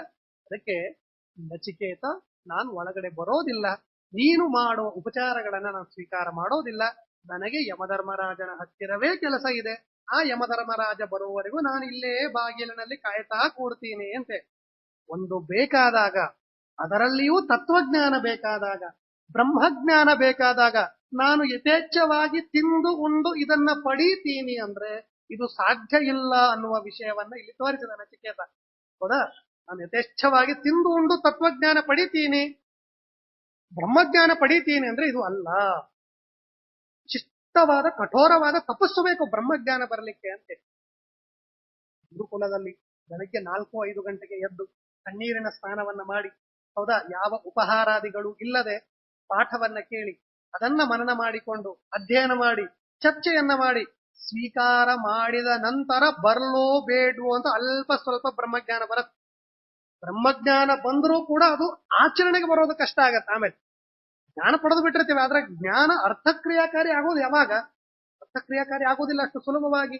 ಆದ್ದರಿಂದ ಬ್ರಹ್ಮಜ್ಞಾನ ಅಂದ್ರೆ ಅಧ್ಯಾತ್ಮ ಜ್ಞಾನ ಇದೆಯಲ್ಲ, ಪರಮಾತ್ಮನ ವಿಷಯಕ ಜ್ಞಾನ ಇದೆಯಲ್ಲ, ಅದನ್ನ ಪಡೆಯೋದು ಸುಲಭ ಅಲ್ಲ. ಯಾಕೆ ಸುಲಭ ಅಲ್ಲ? ಆ ಜ್ಞಾನ ಪಡೆದ ಮೇಲೆ ಬರುವ ಫಲ ಇದೆಯಲ್ಲ, ಮೋಕ್ಷ, ಅದು ಬಹಳ ಅದ್ಭುತವಾದದ್ದು. ಬಹಳ ಅದ್ಭುತವಾದ ವಸ್ತುವನ್ನ ಪಡೆಯುವುದು ಸುಲಭ ಅಲ್ಲ ಅನ್ನೋದನ್ನು ದೇವರು ತಿಳಿಸುವುದಕ್ಕಾಗಿ ಈ ಅಧ್ಯಾತ್ಮ ವಿದ್ಯೆಯಲ್ಲಿ ಇಷ್ಟು ಕಠಿಣಕರವಾಗಿ ಮಾಡಿದ್ದಾರೆ. ಇಲ್ಲದೆ ಇದ್ರೆ ಬರೀ ಒಂದು ಪುರಾಣ ಓದಿದ ತಕ್ಷಣ, ಹೌದಾ, ಬರೀ ಗಂಗಾ ನದಿಗೆ ಹೋಗಿ ಸ್ನಾನ ಮಾಡಿದ ತಕ್ಷಣ ಮೋಕ್ಷ ಆಗ್ತಾ ಇತ್ತು ಅಂದ್ರೆ ಎಲ್ಲರೂ ಮೋಕ್ಷಕ್ಕೆ ಹೋಗ್ತಾ, ಅದಲ್ಲ ಅಂತ ಹೇಳಿ. ಅದು ಒಂದು ಕೂದಲೆಳೆಯಷ್ಟು ಮಾರ್ಗ ಅಷ್ಟೇ ಗಂಗಾ ನದಿಯ ಸ್ನಾನ, ಕೂದಲೆಳೆಯಷ್ಟು ಮಾತ್ರ ಹೆಜ್ಜೆ ಇಡುವ ಹಾಗೆ. ಅಷ್ಟು ಸುಲಭ ಆಗಿತ್ತು ಅಂದ್ರೆ ಮೋಕ್ಷ ಅಲ್ಲ. ಯಾಕೆ? ಮೋಕ್ಷ ಅಷ್ಟು ಅದ್ಭುತವಾದದ್ದು. ಈಗ ನಮಗೊಂದು ವಜ್ರ ಬೇಕು ಅಂದ್ರೆ ನಾವೇನ್ ಮಾಡ್ಬೇಕು? ಭೂಮಿಯನ್ನ ಅಗದು ಎಲ್ಲಿರುತ್ತೋ ಆ ಕಲ್ಲನ್ನ ಹುಡುಕಿ ಅದನ್ನ ತಿಕ್ಕಿ ತಿಕ್ಕಿ ತಿಕ್ಕಿ ಅದನ್ನ ಒಂದು ಲೆವೆಲ್ಗೆ ತರಬೇಕು ಅಂದ್ರೆ ಎಷ್ಟು ಕಷ್ಟ ಇದೆ. ಸುಮ್ಮನೆ ಸಿಗತ್ತ ವಜ್ರ, ಬೆಳ್ಳಿ, ಬಂಗಾರ ಸುಮ್ಮನೆ ಸಿಗತ್ತ? ಭೂಮಿಯನ್ನ ಅಗದು ತೆಗೆದು ಅಲ್ಲಿರುವ ಆ ಕರಿಯಾದ ಮಣ್ಣು ಕಲ್ಲು ಉಗುದು ತೆಗೆದು ಇನ್ನೇನು ಕಷ್ಟಪಡ್ತಾರೆ. ಈಗ ಪೆಟ್ರೋಲ್ ಇದೆ, ಭೂಮಿಯನ್ನು ಅಗದು ತೆಗಿತಾರಲ್ಲ, ಸುಲಭವಾಗಿ ಸುಮ್ಮನೆ ಬಕೆಟ್ ಅಲ್ಲಿ ಹೋಗಿ ತುಂಬ್ಕೊಂಬರೋದ ಅಲ್ಲ. ಅದನ್ನ ತರಲಿಕ್ಕೆ ಎಷ್ಟು ಕಷ್ಟ ಇದೆಯೋ ಅಷ್ಟೇ ಕಷ್ಟ. ಮೋಕ್ಷದ ಮಾರ್ಗ ಸುಲಭ ಅಲ್ಲ. ಯಾಕೆ? ಮೋಕ್ಷ ಅದ್ಭುತ. ನೋಡಿ ಎಷ್ಟು ಅದ್ಭುತ ಮೋಕ್ಷ. ಮನಸ್ಸಿನಲ್ಲಿ ಸಂಕಲ್ಪ ಮಾಡಿ ಮುಗಿಸುವಷ್ಟರಲ್ಲಿ ಪದಾರ್ಥಗಳ ಸಿದ್ಧಿಯಾಗತ್ತಲ್ಲಿ. ಮೋಕ್ಷಕ್ಕೆ ನಾವು ಹೋದ ಮೇಲೆ ನನಗೆ ಒಳ್ಳೆಯ ಸುಗ್ರಾಸವಾದ ಊಟ, ಪಂಚಭಕ್ಷ ಪರಮಾನ್ನ ಊಟ, ಇಂತಹ ಅಪೇಕ್ಷೆ ಬರೋದಿಲ್ಲ. ಸುಮ್ಮನೆ ತಿಳ್ಕೊಳ್ಳಿ, ಉದಾಹರಣೆಗೆ ಅಷ್ಟೇ ಹೇಳಿದ್ದಿದ್ದನ್ನು. ಈ ಅಪೇಕ್ಷೆ ಮೋಕ್ಷದಲ್ಲಿ ಬರೋದಿಲ್ಲ. ಆದರೂ ಕೂಡ ಸುಗ್ರಾಸವಾದ ಒಳ್ಳೆಯ ಪಂಚಭಕ್ಷ ಪರಮಾನ್ನವನ್ನ ನಾನು ಊಟ ಮಾಡಬೇಕು ಅಂತ ಅನಿಸಿ ಮುಗಿಸುವಷ್ಟರಲ್ಲಿ ಆ ಪದಾರ್ಥಗಳು ಸಿಗದೆ ಇರುತ್ತಲ್ಲಿ. ಈ ಸುಖ ಮೋಕ್ಷದಲ್ಲಿದೆ. ಇಂತಹದ್ದು ಈ ಸುಖ ಬರೋದಿಲ್ಲ, ಇದಕ್ಕಿಂತ ಅದ್ಭುತವಾದ ಸುಖ ಇರುತ್ತೆ. ಆದರೂ ಕೂಡ ಉದಾಹರಣೆಗೆ ಅಷ್ಟೇ ಕೇಳಬೇಕು. ಇಂತಹ ಸುಖ ಪಡೀಬೇಕು ಅಂತಂದ್ರೆ ಏನ್ ಮಾಡ್ಬೇಕು? ಕಷ್ಟಪಡಬೇಕು. ಕಷ್ಟಪಟ್ಟರೆ ಆಗತ್ತೆ, ಇಲ್ಲದಿದ್ರೆ ಸಾಧ್ಯ ಇಲ್ಲ. ಅದಕ್ಕೆ ಇಲ್ಲಿ ನಚಿಕೇತ ಉಪವಾಸದಿಂದಿದ್ದ. ಯಾಕೆ? ಅವನಿಗೆ ಬೇಕಾದದ್ದು ಪರಮಾತ್ಮನ ಜ್ಞಾನ, ತತ್ವಜ್ಞಾನ. ಆ ತತ್ವಜ್ಞಾನವನ್ನ ತಿಂದು ಒಂದು ಪಡೆಯೋದಲ್ಲ ಅಂತ ಹೇಳಿ ನಚಿಕೇತ ಹೇಳುವುದಕ್ಕಾಗಿ ಪತ್ನ್ಯಾ ಸಂಪೂಜ್ಯಮಾನೋಪಿ ಜಗ್ರಾಹ ಅರ್ಘ್ಯಾಧಿಕಂನತು. ಪಾಪ ಅವಳು ನೀರು ತಗೊಂಡ್ಬರ್ತಾಳೆ, ಅನ್ನ ಆಹಾರ ತಗೊಂಡ್ಬರ್ತಾಳೆ, ಹಣ್ಣು ಹಂಪಲು ತಗೊಂಡ್ಬರ್ತಾಳೆ, ವಸ್ತ್ರ ತಗೊಂಡ್ಬರ್ತಾಳೆ. ಏನು ಬೇಡ ಅಂದ್ರೆ ಬೇಡ ಅಂತಾರೆ. ಬೇಡಮ್ಮ, ಆಗತ್ತೆ, ಬರ್ಲಿ ಅಂತ ಹೇಳಿ ಕಾಯ್ತಾ ಇರ್ತಾರೆ. ಸರಿ, ಮುಂದೆ ಯಮ ಬರ್ತಾನೆ. ಆಗತೇತು ಯಮೇ ಪ್ರಾಹ ಯಮಂ ಸೋದಕ ಮಾಹಾರ. ಆಗ ಯಮ ಬಂದ. 3 ದಿನ ಆಯ್ತು, ಯಮ ಬಂದ. 3 ದಿನ ಆದ ಮೇಲೆ ಯಮ ಬಂದ ಮೇಲೆ ಹೇಳುವ ಮಾತಿದು ಏನು? ವೈಶ್ವಾನರ ಪ್ರವಿಶತಿ. 6ನೇ ಮಂತ್ರ ಇದು, ಹೌದಾ? ಹಿಂದಿನ ಮಂತ್ರಕ್ಕೂ ಈ ಮಂತ್ರಕ್ಕೆ ಸಂಬಂಧ ಇಲ್ಲ ಅಂತ ಶ್ರೀಮದಾಚಾರ್ಯ ಇಷ್ಟು ಮಾತುಗಳನ್ನು ಹೇಳಿದ್ರು. ಹೇಳಿದ ಮೇಲೆ ಆಗ ಶ್ಯಾಮಲ ಬಂದ ಯಮಧರ್ಮರಾಜನನ್ನು ನೋಡಿ ಹೇಳ್ತಾಳೆ, ವೈಶ್ವಾನರ ಪ್ರವಿಶತಿ ಅತಿಥಿ ಬ್ರಾಹ್ಮಣೋ ಗ್ರಹಾನ್ ತಸ್ಸಹಿತಾಂ ಶಾಂತಿಂ ಕುರುವಂತಿ ಹರ ವೈವಸ್ವತೋದಕಂ ಅಂತ ಹೇಳಿ ಶಾಪವನ್ನ ಸ್ವೀಕಾರ ಮಾಡಿರುವಂತಹ ನಚಿಕೇತ ನಮ್ಮ ಲೋಕಕ್ಕೆ ಬಂದಿದ್ದಾನೆ ಸ್ವಾಮಿ. ಅವನು ಉಪವಾಸದಿಂದ ಇದ್ದಾನೆ. ಅತಿಥಿ ಬಂದಿದ್ದಾನೆ. ಮೊದಲಿಗೆ ಅತಿಥಿ ಅಂದ್ರೆ ಏನರ್ಥ? ತಿಥಿ ಇಲ್ಲದೆ ಬಂದವನು ಅಂತ ಅರ್ಥ, ಹೌದಾ? ಅಂದ್ರೆ ಅವನು ಇಂತಹ ದಿನನೇ ಇಂತಹ ಕಾಲಕ್ಕೆ ಬರ್ತಾನೆ ಅಂತಿಲ್ಲ. ಯಾರೋ ಏಕಾಏಕಿಯಾಗಿ ಮನೆಗೆ ಬಂದ್ರ ಅವ್ರ ಅತಿಥಿಗಳು. ಹೇಳದೆ ಕೇಳದೆ ಬರುವವರನ್ನ ಅತಿಥಿಗಳು ಅಂತ ಕರೀತಾರೆ. ಈ ತರಹ ಬರುವ ಅತಿಥಿಗಳು ಹೇಗಿರ್ತಾರೆ ಅಂದ್ರೆ ಅದು ವೈಶ್ವಾನರಹ ಪ್ರವಿಶತಿ, ಅಗ್ನಿಗೆ ಸಮಾನನಾಗಿ ಇರ್ತಾನೆ. ಮನೆಗೆ ಬಂದ ಅತಿಥಿ ಅಭ್ಯಾಗತರಲ್ಲಿಯೂ ಇರ್ತಾನೆ. ಅಭ್ಯಾಗತರು ಅಂದ್ರೆ ಇಂತಹ ದಿನ ಬನ್ನಿ ಅಂತ ಹೇಳಿ ಕರೆಸುವವರು. ಅವರಲ್ಲಿಯೂ ಅಗ್ನಿ ಇರ್ತಾನೆ. ಆದ್ರೆ ಅವ್ರು ಬರ್ತಾರೆ ಅಂತ ಮೊದಲೇ ನಮಗೆ ಗೊತ್ತಿದ್ದರಿಂದ ಅವರಿಗೆ ಬೇಕಾದ ವ್ಯವಸ್ಥೆಗಳನ್ನು ನಾವು ಮೊದಲೇ ಮಾಡಿಟ್ಟಿರ್ತೇವೆ. ಅವರಿಗೆ ಬೇಕಾದ ಉಪಚಾರಕ್ಕೆ ಬೇಕಾದ ಹಾಲು, ಹಣ್ಣು, ಹಂಪಲುಗಳಿರಬಹುದು, ಆಸನ, ವಸ್ತ್ರಗಳಿರಬಹುದು, ಅಥವಾ ಹಾಸಿಗೆಗಳಿರಬಹುದು ಮಲಗಲಿಕ್ಕೆ. ಹೀಗೆ ಅವರಿಗೆ ಬೇಕಾದ ಎಲ್ಲ ವ್ಯವಸ್ಥೆ, ಯಾಕಂದ್ರೆ ಬರ್ತಾರೆ ಅಂತ ಗೊತ್ತಿದ್ದಾಗ ನಾವು ಮಾಡಿರ್ತೇವೆ. ಅಂದ್ರೆ ಈ ವ್ಯಕ್ತಿ ಯಾವಾಗ ಬರ್ತಾನೆ ಅಂತ ಗೊತ್ತಿಲ್ಲ, ಹೇಗೆ ಬರ್ತಾನೆ ಅಂತ ಗೊತ್ತಿಲ್ಲ, ಏನ್ ಅಪೇಕ್ಷೆ ಪಟ್ಟು ಬರ್ತಾನೆ ಅಂತ ಗೊತ್ತಿಲ್ಲ, ಹೌದಾ? ಆದ್ದರಿಂದ ಇವನು ಅತಿಥಿ ಹೇಗೆ ಬರ್ತಾನೆ? ವೈಶ್ವಾನರಹ, ಅಗ್ನಿಯಂತೆ ಇವನು ಬರ್ತಾನೆ ಅಂತ ಹೇಳಿ, ಹೌದಾ? ಆದ್ದರಿಂದ ಬ್ರಾಹ್ಮಣ ನಮ್ಮ ಮನೆಗೆ ಅತಿಥಿ ಬಂದಿದ್ದಾನೆ, ಅವನು ಅಗ್ನಿಗೆ ಸಮಾನನಾಗಿ ಬಂದಿದ್ದಾನೆ. ಅದಕ್ಕೆ ನೀವೇನ್ ಮಾಡ್ಬೇಕು? ತಸ್ಸೇತಾಂ ಶಾಂತಿಂ ಕುರುವಂತಿ ಹರ ವೈವಸ್ವತೋದಕಂ ಅಂತ ಹೇಳಿ ಇಲ್ಲಿ ಸ್ವಾರಸ್ಯ. ವೈವಸ್ವತ ಅಂತ ಕರೀತಾರೆ ಯಮಧರ್ಮರಾಜನ. ಯಾಕೆ? ವಿವಸ್ವನ್, ಸೂರ್ಯನ ಮಗ ಇವನು, ಆದ್ದರಿಂದ ವೈವಸ್ವಂತ ಅಂತ ಹೇಳಿ. ಯಾಕೆ ಈ ಮಾತನ್ನ ಶ್ಯಾಮಲ ಹೇಳಿದ್ದು ಅಲ್ಲಿ ಸೂಕ್ಷ್ಮವಾಗಿ ಟಿಪ್ಪಣಿಕಾರರು ಬರೀತಾರೆ. ಇವನಿಗೆ ಅಗ್ನಿಯ ಬಗ್ಗೆ ಗೊತ್ತು, ಯಮಧರ್ಮರಾಜನಿಗೆ ಅಗ್ನಿಯ ಬಗ್ಗೆ ಗೊತ್ತು, ಅದಕ್ಕೆ ಹೇಳ್ತಾರೆ ಅಂತ ಹೇಳಿ. ಈಗ ಆಲ್ರೆಡಿ ಒಬ್ಬ ಆಚಾರ್ಯರಿದ್ದಾರೆ, ಅವ್ರು ಮಹಾಸಿಟ್ಟಿನವರು ಅಂತ ಒಬ್ರಿಗೆ ಯಾರಿಗೂ ಗೊತ್ತಿದೆ. ಅವರು ಇನ್ನೊಬ್ಬರ ಮನೆಗೆ ಯಾರು ಬರ್ತಾರೆ ನಿಮ್ಮ ಆಚಾರ್ಯ, ಇಂಥ ಆಚಾರ್ಯ, ನಿಮ್ಗೆ ಗೊತ್ತಾ ಅವ್ರು ಸಿಟ್ಟಿನವ್ರಿ, ಅದಕ್ಕೆ ಹುಷಾರಾಗಿರ್ರಿ, ಎಲ್ಲ ವ್ಯವಸ್ಥೆ ಮಾಡ್ಕೊಳ್ರಿ ಅಂತ ಹೇಳಿಬಿಡ್ತಾರೆ. ಹೌದಾ? ಹೀಗೆ ಅದನ್ನ ನೆನಪಿಸುವುದಕ್ಕಾಗಿ, ಅಂದ್ರೆ ಮನೆಗೆ ಬಂದ ಬ್ರಾಹ್ಮಣ ವೈಶ್ವಾನರ ಅಗ್ನಿಗೆ ಸಮಾನನಾದವನು ಅನ್ನೋದನ್ನ ತಿಳಿಸ್ಲಿಕ್ಕೆ ಶಾಮನ ಏನ್ ಹೇಳಿದ್ರು, ಹೇ ವೈವಸ್ವತ, ಸೂರ್ಯನ ಮಗನೇ. ಹೌದಾ? ವಿವಸ್ವಾನ್ ಅನ್ನುವ ಸೂರ್ಯನ ಮಗ. ಹೌದಲ್ವ ನೀನು? ಸೂರ್ಯನ ಮಗ ಅಂತ ಯಾಕಂದ್ರು ಸೂರ್ಯ ಹೇಗಿದ್ದಾನೆ, ಸುಡುವ ಅಗ್ನಿಗೆ ಸಮಾನನಾದವನವನು. ನಿನ್ನ ತಂದೆ ಯಾವ ರೀತಿಯಾಗಿ ವಿಶಿಷ್ಟವಾದ ರೀತಿಯಲ್ಲಿ ಪ್ರಖರನಾದವನು, ಅಗ್ನಿಗೆ ಸಮಾನನಾದವನು, ಎಲ್ಲರನ್ನ ಸುಟ್ಟು ಹಾಕುವ ಶಕ್ತಿ ಇದೆಯೋ ಅದಕ್ಕೆ ಸಮಾನನಾದ ವ್ಯಕ್ತಿ ಬಂದಿದ್ದಾನೋ ವಿವಸ್ವಂತ ಅಂತ ಹೇಳಿ ಶ್ಯಾಮಲ ಹೇಳ್ತಾಳೆ. ಒಂದೊಂದು ಶಬ್ದಕ್ಕೂ ಸುಂದರವಾದ ಅರ್ಥಗಳಿದೆ, ಎಲ್ಲ ವಿಧ ವ್ಯಾಸಗಳಿಗೆ. ಹೌದಾ? ಯಾವ ಶಬ್ದಗಳನ್ನು ವ್ಯರ್ಥವಾಗಿ ಬಳಸೋದೇ ಇಲ್ಲ ಅಂತ ಹೇಳಿ ಕೇಳ್ತಾರೆ. ವೈವಸ್ವತ, ಹೇ ಸ್ವಾಮಿ, ಸೂರ್ಯನ ಮಗನೇ, ಯಮಧರ್ಮರಾಜ, ನಿನ್ನ ತಂದೆಗೆ ಸಮಾನನಾದ ಅಗ್ನಿ ಸದೃಶನಾದ ಬ್ರಾಹ್ಮಣ. ನನಗೆ ಬಂದ ಎಲ್ಲ ಬ್ರಾಹ್ಮಣರು ಅಗ್ನಿಗೆ ಸಮಾನರಾದವರು. ಆದ್ದರಿಂದ ಹರ ವೈ ಇದಕಂ, ನೀರು ತಗೊಂಬ. ಬೆಂಕಿ ಬಂದಾಗ ನಾವು ಏನ್ ಮಾಡ್ತೇವೆ, ಮೊದಲು ಬೆಂಕಿ ಹತ್ತಿದಾಗ ಮೊದಲು ಹಾಕೋದು ನೀರು. ನೀರು ತಗೊಂಡ್ ಬಾ. ತಸ್ತೇತಾಂ ಶಾಂತಿಂ ಕುರ್ವಂತಿ, ನೀರು ತೆಗೆದುಕೊಂಡು ಬಂದಾಗ ಇವನು ಶಾಂತನಾಗ್ತಾನೆ ಅಂತಾರೆ. 3 ನೀರುಗಳನ್ನ ಮನೆಗೆ ಬಂದ ಬ್ರಾಹ್ಮಣನಿಗೆ ಕೊಡಬೇಕು ಅಂತ ನಿಯಮ ಇದೆ. 3 ನೀರುಗಳನ್ನ ಯಾವ್ದ್ಯಾವ್ದು? ಮೊದಲಿಗೆ ಬಂದ ತಕ್ಷಣ ಪಾದ್ಯ, ಅರ್ಘ್ಯ, ಆಚಮನ ಅಂತ ಹೇಳಿ. ಹೌದಾ? ಮೊದಲು ಮನೆಗೆ ಬಂದ ತಕ್ಷಣ ಬ್ರಾಹ್ಮಣನ ಪಾದವನ್ನ ತೊಳಿಬೇಕು. ಹೌದಾ? ಇದರಿಂದ ಏನಾಗತ್ತೆ? ಪಿತೃದೇವತೆಗಳು ತೃಪ್ತರಾಗ್ತಾರೆ. ಹೌದಾ? ಮನೆಗೆ ಬರುವಾಗ ಬ್ರಾಹ್ಮಣನ ದೇಹದಲ್ಲಿ ಪಿತೃದೇವತೆಗಳು, ಉಳಿದ ಎಲ್ಲಾ ದೇವಾನುದೇವತೆಗಳು, ನಾಭೇದೂರ್ಧ್ವಂ, ನಾಭಿಯಿಂದ ಮೇಲೆ ದೇವತೆಗಳು, ನಾಭಿಯಿಂದ ಕೆಳಗಡೆ ಪಿತೃದೇವತೆಗಳು ಇರ್ತಾರಲ್ಲ. ಹೀಗೆ ಮೊದಲು ಕಾಲಿಗೆ ಹಾಕುವುದರಿಂದ ಪಿತೃದೇವತೆಗಳೆಲ್ಲರೂ ತೃಪ್ತರಾಗ್ತಾರೆ. ಮೊದಲನೆಯ ಅಗ್ನಿ, ಪಿತೃದೇವತೆಗಳು ತೃಪ್ತರಾದ್ರು ಅಂದ್ರೆ ಮನುಷ್ಯನಿಗೆ ಏನ್ ಬೇಕಾದ್ ಸಿಕ್ಬಿಡತ್ತೆ. ಹೌದಾ? ಪಿತೃದೇವತೆಗಳು ತೃಪ್ತರಾಗ್ತಾರೆ. ಅದಾದ ಮೇಲೆ ಅರ್ಘ್ಯ, ಕೈ ತೊಳಿಬೇಕು ಅವನಿಗೆ. ಮೊದಲನೇದು ಕಾಲು, ಎರಡನೇದು ಕೈ ತೊಳಿಬೇಕು. ಆಗ ದೇವತೆಗಳು ಶಾಂತರಾಗ್ತಾರೆ. ಒಬ್ಬ ಬ್ರಾಹ್ಮಣನ ದೇಹ ಅದು ಅಗ್ನಿಗೆ ಸಮಾನವಾದದ್ದು. ಅಂದ್ರೆ ಬ್ರಾಹ್ಮಣ ಮಾತೇ ಆಡೋದಿಲ್ಲ ಅಲ್ಲಿ.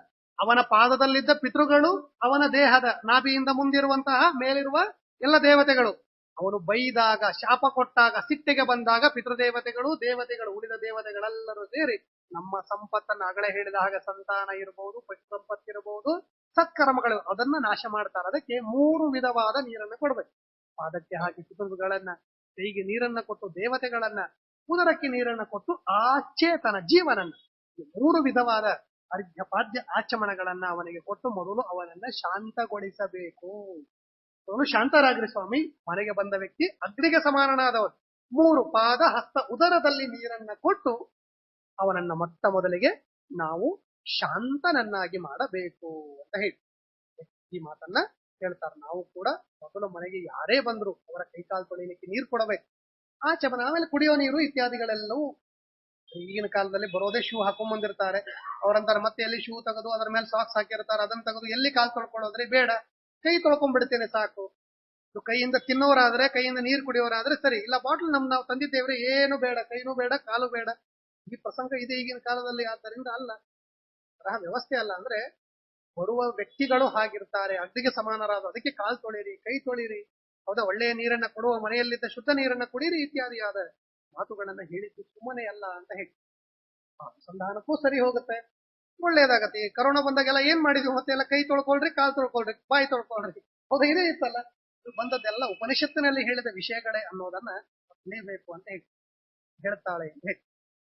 ಆದ್ಮೇಲೆ ಮನೆಗೆ ಬಂದ ಅತಿಥಿಗೆ ಸಮಾಧಾನವನ್ನ ನಾವು ಮಾಡಲಿಲ್ಲ ಅಂದ್ರೆ, ಬಂದ ಈ ಕೈಕಾಲು ತೊಳಿಲಿಕ್ಕೆ ನೀರು, ಉದರಕ್ಕೆ ನೀರು ಕೊಡಲಿಲ್ಲ ಅಂದ್ರೆ ಏನಾಗತ್ತೆ ಗೊತ್ತಾ? ಅದನ್ನ ಹೇಳ್ತಾಳೆ ಶ್ಯಾಮಲ ಯಮಧರ್ಮರಾಜನಿಗೆ. ಆಶಾ ಪ್ರತೀಕ್ಷೆ ಸಂಗತಂ ಸುನೃತಾಂಚ ಇಷ್ಟಾಪೂರ್ತೆ ಪುತ್ರ ಪಶೂಶ್ಚ ಸರ್ವಾನ್ ಏತದ್ಭೃಂಕ್ತೆ ಪುರುಷಸ್ಯಲ್ಪ ಮೇಧಸೋ ಯಸ್ಯಾನಶ್ನನ್ ವಸತಿ ಬ್ರಾಹ್ಮಣೋ ಗೃಹೇ. ಸ್ವಾಮಿ, ಅನೇಕ ತರಹದ ಪುಣ್ಯ ನಾಶ ಆಗತ್ತೆ.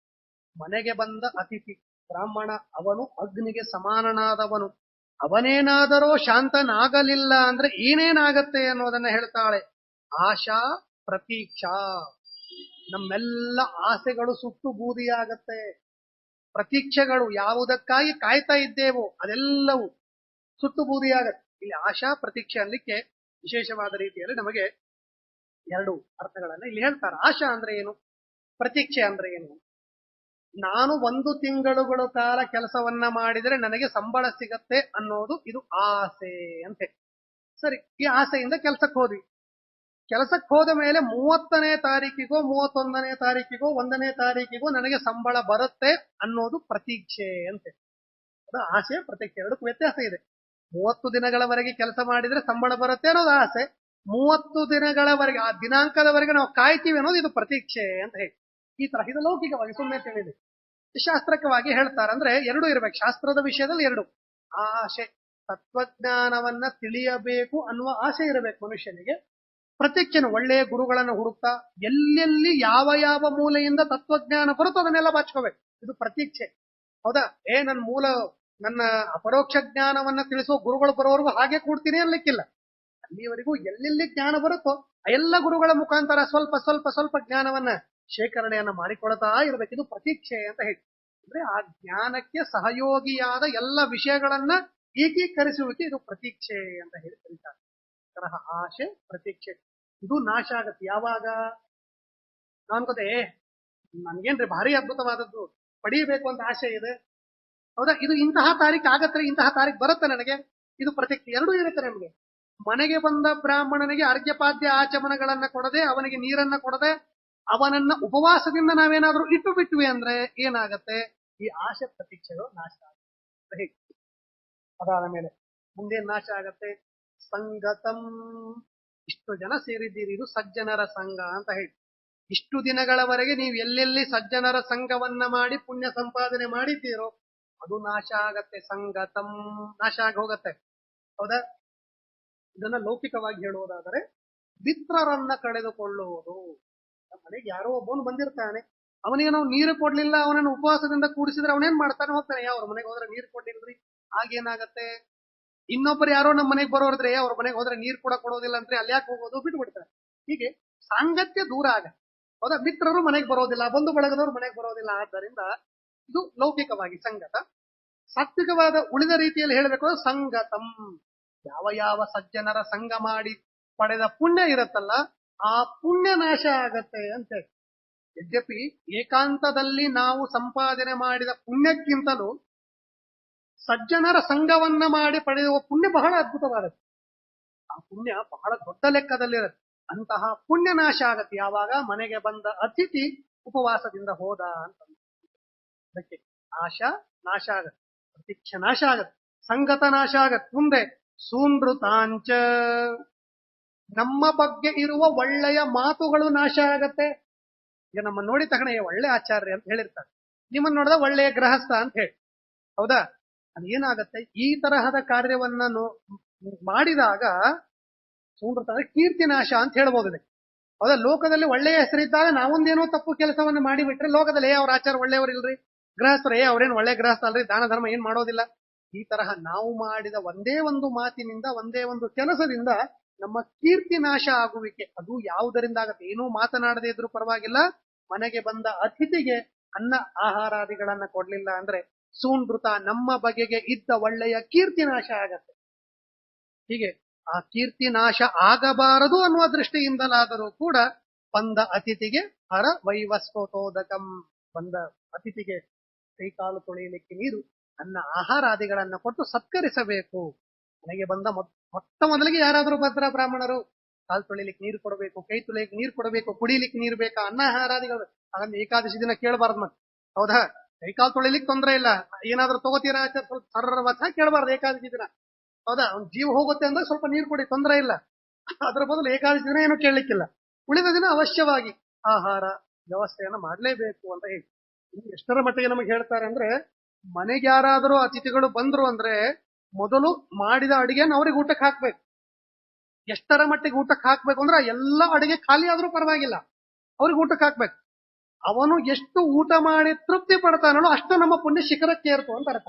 ಅಷ್ಟು ಅದ್ಭುತವಾದ ಪುಣ್ಯ ಬರುತ್ತೆ. ಮನೆಯಲ್ಲಿದ್ದ ಎಲ್ಲಾ ಅಡಿಗೆ ಖಾಲಿ ಆಗೋವರೆಗೂ ಊಟ ಮಾಡಿದ ಅಂದ್ರೆ ಅದರಷ್ಟು ಪುಣ್ಯ ಇನ್ನೊಂದು ಯಾವುದೂ ಇಲ್ಲ ಅಂತ ಹೇಳಿ ಈ ತರಹ ಅತಿಥಿಗೆ ಬಹಳ ಅದ್ಭುತವಾದ ಮಾತನ್ನು ಹೇಳ್ತಾರೆ. ಅದಕ್ಕೆ ಬಂದ ಅತಿಥಿಗಳಿಗೆ ವ್ಯವಸ್ಥೆಯನ್ನು ಮಾಡಬೇಕು. ಆಶಾ, ಪ್ರತೀಕ್ಷಾ, ಸಂಗತ, ಸೂಂಗತ ಇವು 4 ನಾಶ ಆಗತ್ತೆ. ಇದಷ್ಟೇ ಅಲ್ಲದೆ ಇಷ್ಟ, ಪೂರ್ತೆ, ಪುತ್ರ, ಪತು, ಪಶುಂಶ ಸರ್ವ. ಇಷ್ಟ ಇಷ್ಟ ಅಂದ್ರೆ ಯಾವುದು ಅಂದ್ರೆ ನಾವು ನಮಗಾಗಿ ಮಾಡಿದ ಸತ್ಕಾರ್ಯಗಳು. ನಾವು ನಮಗಾಗಿ ಮಾಡುವ ಯಾವ ಸತ್ಕಾರ್ಯಗಳು, ಒಂದ್ ಮನೆ ಕಟ್ಕೊಂಡ್ವಿ, ಇದರಿಂದ ಪುಣ್ಯ ಬರುತ್ತೆ. ಅಂದ್ರೆ ನಾವು ಮನೆ ಕಟ್ಟಿಕೊಳ್ಳೋದ್ರಿಂದ ಹೇಗೆ ಪುಣ್ಯ ಬರುತ್ತೆ? ಮನೆ ಕಟ್ಟಿಕೊಂಡ ಮೇಲೆ ನಮ್ಮ ಮನೆಗೆ ಅನೇಕ ಜನ ಸಾತ್ವಿಕರು ಬರ್ತಾರೆ, ಸಜ್ಜನರು ಬರ್ತಾರೆ, ಅತಿಥಿ ಅಭ್ಯಾಗತರು ಬರ್ತಾರೆ, ಅನೇಕ ತರಹದ ಯಜ್ಞಗಳು ನಡೆಯುತ್ತೆ, ಪಿತೃಯಜ್ಞ ನಡೆಯುತ್ತೆ, ಹವಿರ್ ಯಜ್ಞ, ದೇವತಾ ಯಜ್ಞ ನಡೆಯುತ್ತೆ, ಪಾಕ ಯಜ್ಞ, ಅನ್ನದಾನಾದಿಗಳ ನಡೆಯುತ್ತೆ, ದೇವತಾ ಯಜ್ಞ, ಪೂಜೆ ಪುನಸ್ಕಾರಾದಿಗಳ ನಡೆಯುತ್ತೆ, ಅತಿಥಿ ಯಜ್ಞ, ಬಂದ ಅತಿಥಿ ಅಭ್ಯಾಗತರಿಗೆ ಸತ್ಕಾರಗಳಾಗತ್ತೆ. ಹೀಗೆ ನಾವು ನಮಗೆ ಒಂದು ಸ್ವಂತ ಮನೆಯನ್ನ ಕಟ್ಟಿಕೊಳ್ಳುವುದರಿಂದ ಬಂದ ಪುಣ್ಯ, ಇಷ್ಟ ಪುಣ್ಯ, ಅದು ಇಷ್ಟ ಅಂತ ಕರೀತಾರಲ್ಲ, ಅದೆಲ್ಲವೂ ನಾಶ ಆಗತ್ತೆ. ಯಾವಾಗ ಅತಿಥಿ ಬಂದು ಹಾಗೆ ಹೋದಾಗ, ಅನ್ನ ಆಹಾರಾದಿಗಳಲ್ಲಿ ಅತಿಥಿ ಹೋಗ್ತಾನಲ್ಲ, ಆ ಪ್ರಸಂಗದಲ್ಲಿ ನಾವು ಮಾಡಿದ ಇಷ್ಟ, ಸ್ವಂತಕ್ಕಾಗಿ ಮಾಡಿದ ಯಾವ ಯಾವ ಪುಣ್ಯಗಳಿದೆಯೋ ಆ ಎಲ್ಲ ಪುಣ್ಯ ನಾಶ ಆಗತ್ತೆ. ಯಾವಾಗ ಅತಿಥಿ ಉಪವಾಸ ಹೋದ ಅಂದ್ರೆ. ಯಮಧರ್ಮರಾಜನ ಹೆಂಡತಿ ಯಮಧರ್ಮರಾಜನಿಗೆ ಹೇಳ್ತಾ ಇರುವ ಮಾತಿದು, ಹೌದಾ? ಎರಡನೇದು ಪೂರ್ತ ಅಂತ ಕರೀತಾರೆ. ಪೂರ್ತ ಅಂದ್ರೆ ಪರೋಪಕಾರಗಳು ಅಂತ ಅರ್ಥ. ಪರೋಪಕಾರಗಳು ಏನೇನು ಪರೋಪಕಾರ? ಯದ್ಯಪಿ 6 6 ತರಹದ ಪರೋಪಕಾರಗಳನ್ನು ಒಬ್ಬ ಮನುಷ್ಯ ಮಾಡಬೇಕು. ಅದರಲ್ಲಿ 3, ವಾಪಿ, ಕೂಪ, ತಟಾಕ ಅನ್ನೋದು 3. ಹೌದಾ? 3 ವ್ಯವಸ್ಥೆಗಳನ್ನಂತೂ ಮಾಡ್ಲೇಬೇಕು ಅಂತ ಹೇಳಿ. ಏನು? ವಾಪಿ, ಕೂಪ, ತಟಾಕ. ತಟಾಕ ಅಂತಂದ್ರೆ ಕೆರೆಗಳು ಅಂತ ಅರ್ಥ. ನಮಗೆ ಎಷ್ಟು ಸಾಧ್ಯವೋ ಅಷ್ಟು ಕೆರೆಗಳನ್ನ ಕಟ್ಟಿಸ್ಬೇಕು. ಅಲ್ಲಿ ನಿಂತು ಸ್ನಾನ ಮಾಡ್ತಾರೆ. ದನ, ಕರು, ಹಸುಗಳಿಗೆ, ಪ್ರಾಣಿ ಪಕ್ಷಿಗಳಿಗೆ, ಮನುಷ್ಯರಿಗೆ ಸ್ನಾನಾದಿಗಳಿಗೆ ಅನುಕೂಲ ಆಗುವ ತರಹ ಕೆರೆಯನ್ನ ಕಟ್ಟಿಸಬೇಕು. ಇದು ತಟಾಕ, ಇದು ಪರೋಪಕಾರದಲ್ಲಿ ಬರುವಂತಹದ್ದು. ಎರಡನೇದು ಕೂಪ, ಬಾವಿ, ಸೇದು ಬಾವಿ ಅಂತ ಅರ್ಥ. ಅಂದ್ರೆ ಹಗ್ಗದಿಂದ ಸೇರಿ ನೀರನ್ನ ತೆಗೆದುಕೊಳ್ಳೋದು, ಈ ತರಹದ ಕೂಪ ಕಟ್ಟಿಸ್ಬೇಕು. ಎರಡನೇದು ಪರೋಪಕಾರದಲ್ಲಿ. ಮೂರನೇದು ವಾಪಿ. ವಾಪಿ ಅಂದ್ರೆ ಇಳಿಯುವ ಬಾವಿ ಅಂತ ಅರ್ಥ. ಅಂದ್ರೆ ಬಾವಿ ಮೆಟ್ಲಿರ್ಬೇಕು, ಇದು ಬಾವಿನೇ. ವಾಪಿ ಅಂದ್ರೆ ಇಳಿಯುವ ಬಾವಿ, ಕೆಳಗಡೆ ಇಳಿದು ಅದರಲ್ಲಿ ಸ್ನಾನವನ್ನು ಮಾಡಿಯೋ ನೀರನ್ನು ತುಂಬಿಕೊಂಡು ಬರುವ ತರಹ ವ್ಯವಸ್ಥೆ. ಈ ತರಹ ಪರೋಪಕಾರದ 6ರಲ್ಲಿ 3 ನೀರಿನ ವ್ಯವಸ್ಥೆ ಇದೆ. ನೀರು ಬಿಟ್ಟರೆ ಬೇರೆ ಹೇಳಿಲ್ಲ. 3ನೇದು ಅನ್ನ ಇತ್ಯಾದಿಗಳನ್ನು ಹೇಳ್ತಾರೆ, ಅದು ಬೇಡವೇ ಬೇಡ, ಈ 3 ಸಾಕು. ಪರೋಪಕಾರದಲ್ಲಿ 3 ಯಾವುದು? ಪೂರ್ತದಲ್ಲಿ ಕೆರೆ ಕಟ್ಟಿಸೋದು, ಬಾವಿ ಕಟ್ಟಿಸೋದು, ಇಳಿಯುವ ಬಾವಿಯನ್ನು ಮಾಡೋದು. ಈ ತರಹ 3 ವ್ಯವಸ್ಥೆಗಳನ್ನ ನಾವು ಮಾಡಬೇಕು ಅಂತ ಹೇಳಿ ಪೂರ್ತ. ಇದರಿಂದ ಈ ತರಹದ ಏನಾದರೂ, ಈಗಿನ ಕಾಲದಲ್ಲಿ ಅದಾಗೋದಿಲ್ಲ, ಕನಿಷ್ಠ ಪಕ್ಷ ಬೇಸಿಗೆ ಕಾಲದಲ್ಲಿ ಮನೆ ಮೇಲೆ ಸ್ವಲ್ಪ ನೀರಿಡ್ಬೇಕು, ಮನೆ ಮುಂದೆ ಸ್ವಲ್ಪ ನೀರಿಡ್ಬೇಕು. ಹೌದಾ? ಅಲ್ಲಿಯೂ ಹೇಳ್ತಾರೆ ಇನ್ನೂ ಸೂಕ್ಷ್ಮ, ಮನೆಯ ಮುಂದೆ ಎಡಬಲಭಾಗ ಎರಡೂ ಕಡೆ ನೀರಿಡ್ಬೇಕ. ಎಡಭಾಗದಲ್ಲಿ ಕೆಳಗಡೆ ಇಡ್ಬೇಕ ನೀರು. ಅಂದ್ರೆ ಅದು ಏನು? ಪಶು ಪಕ್ಷ ಹೇತೋ.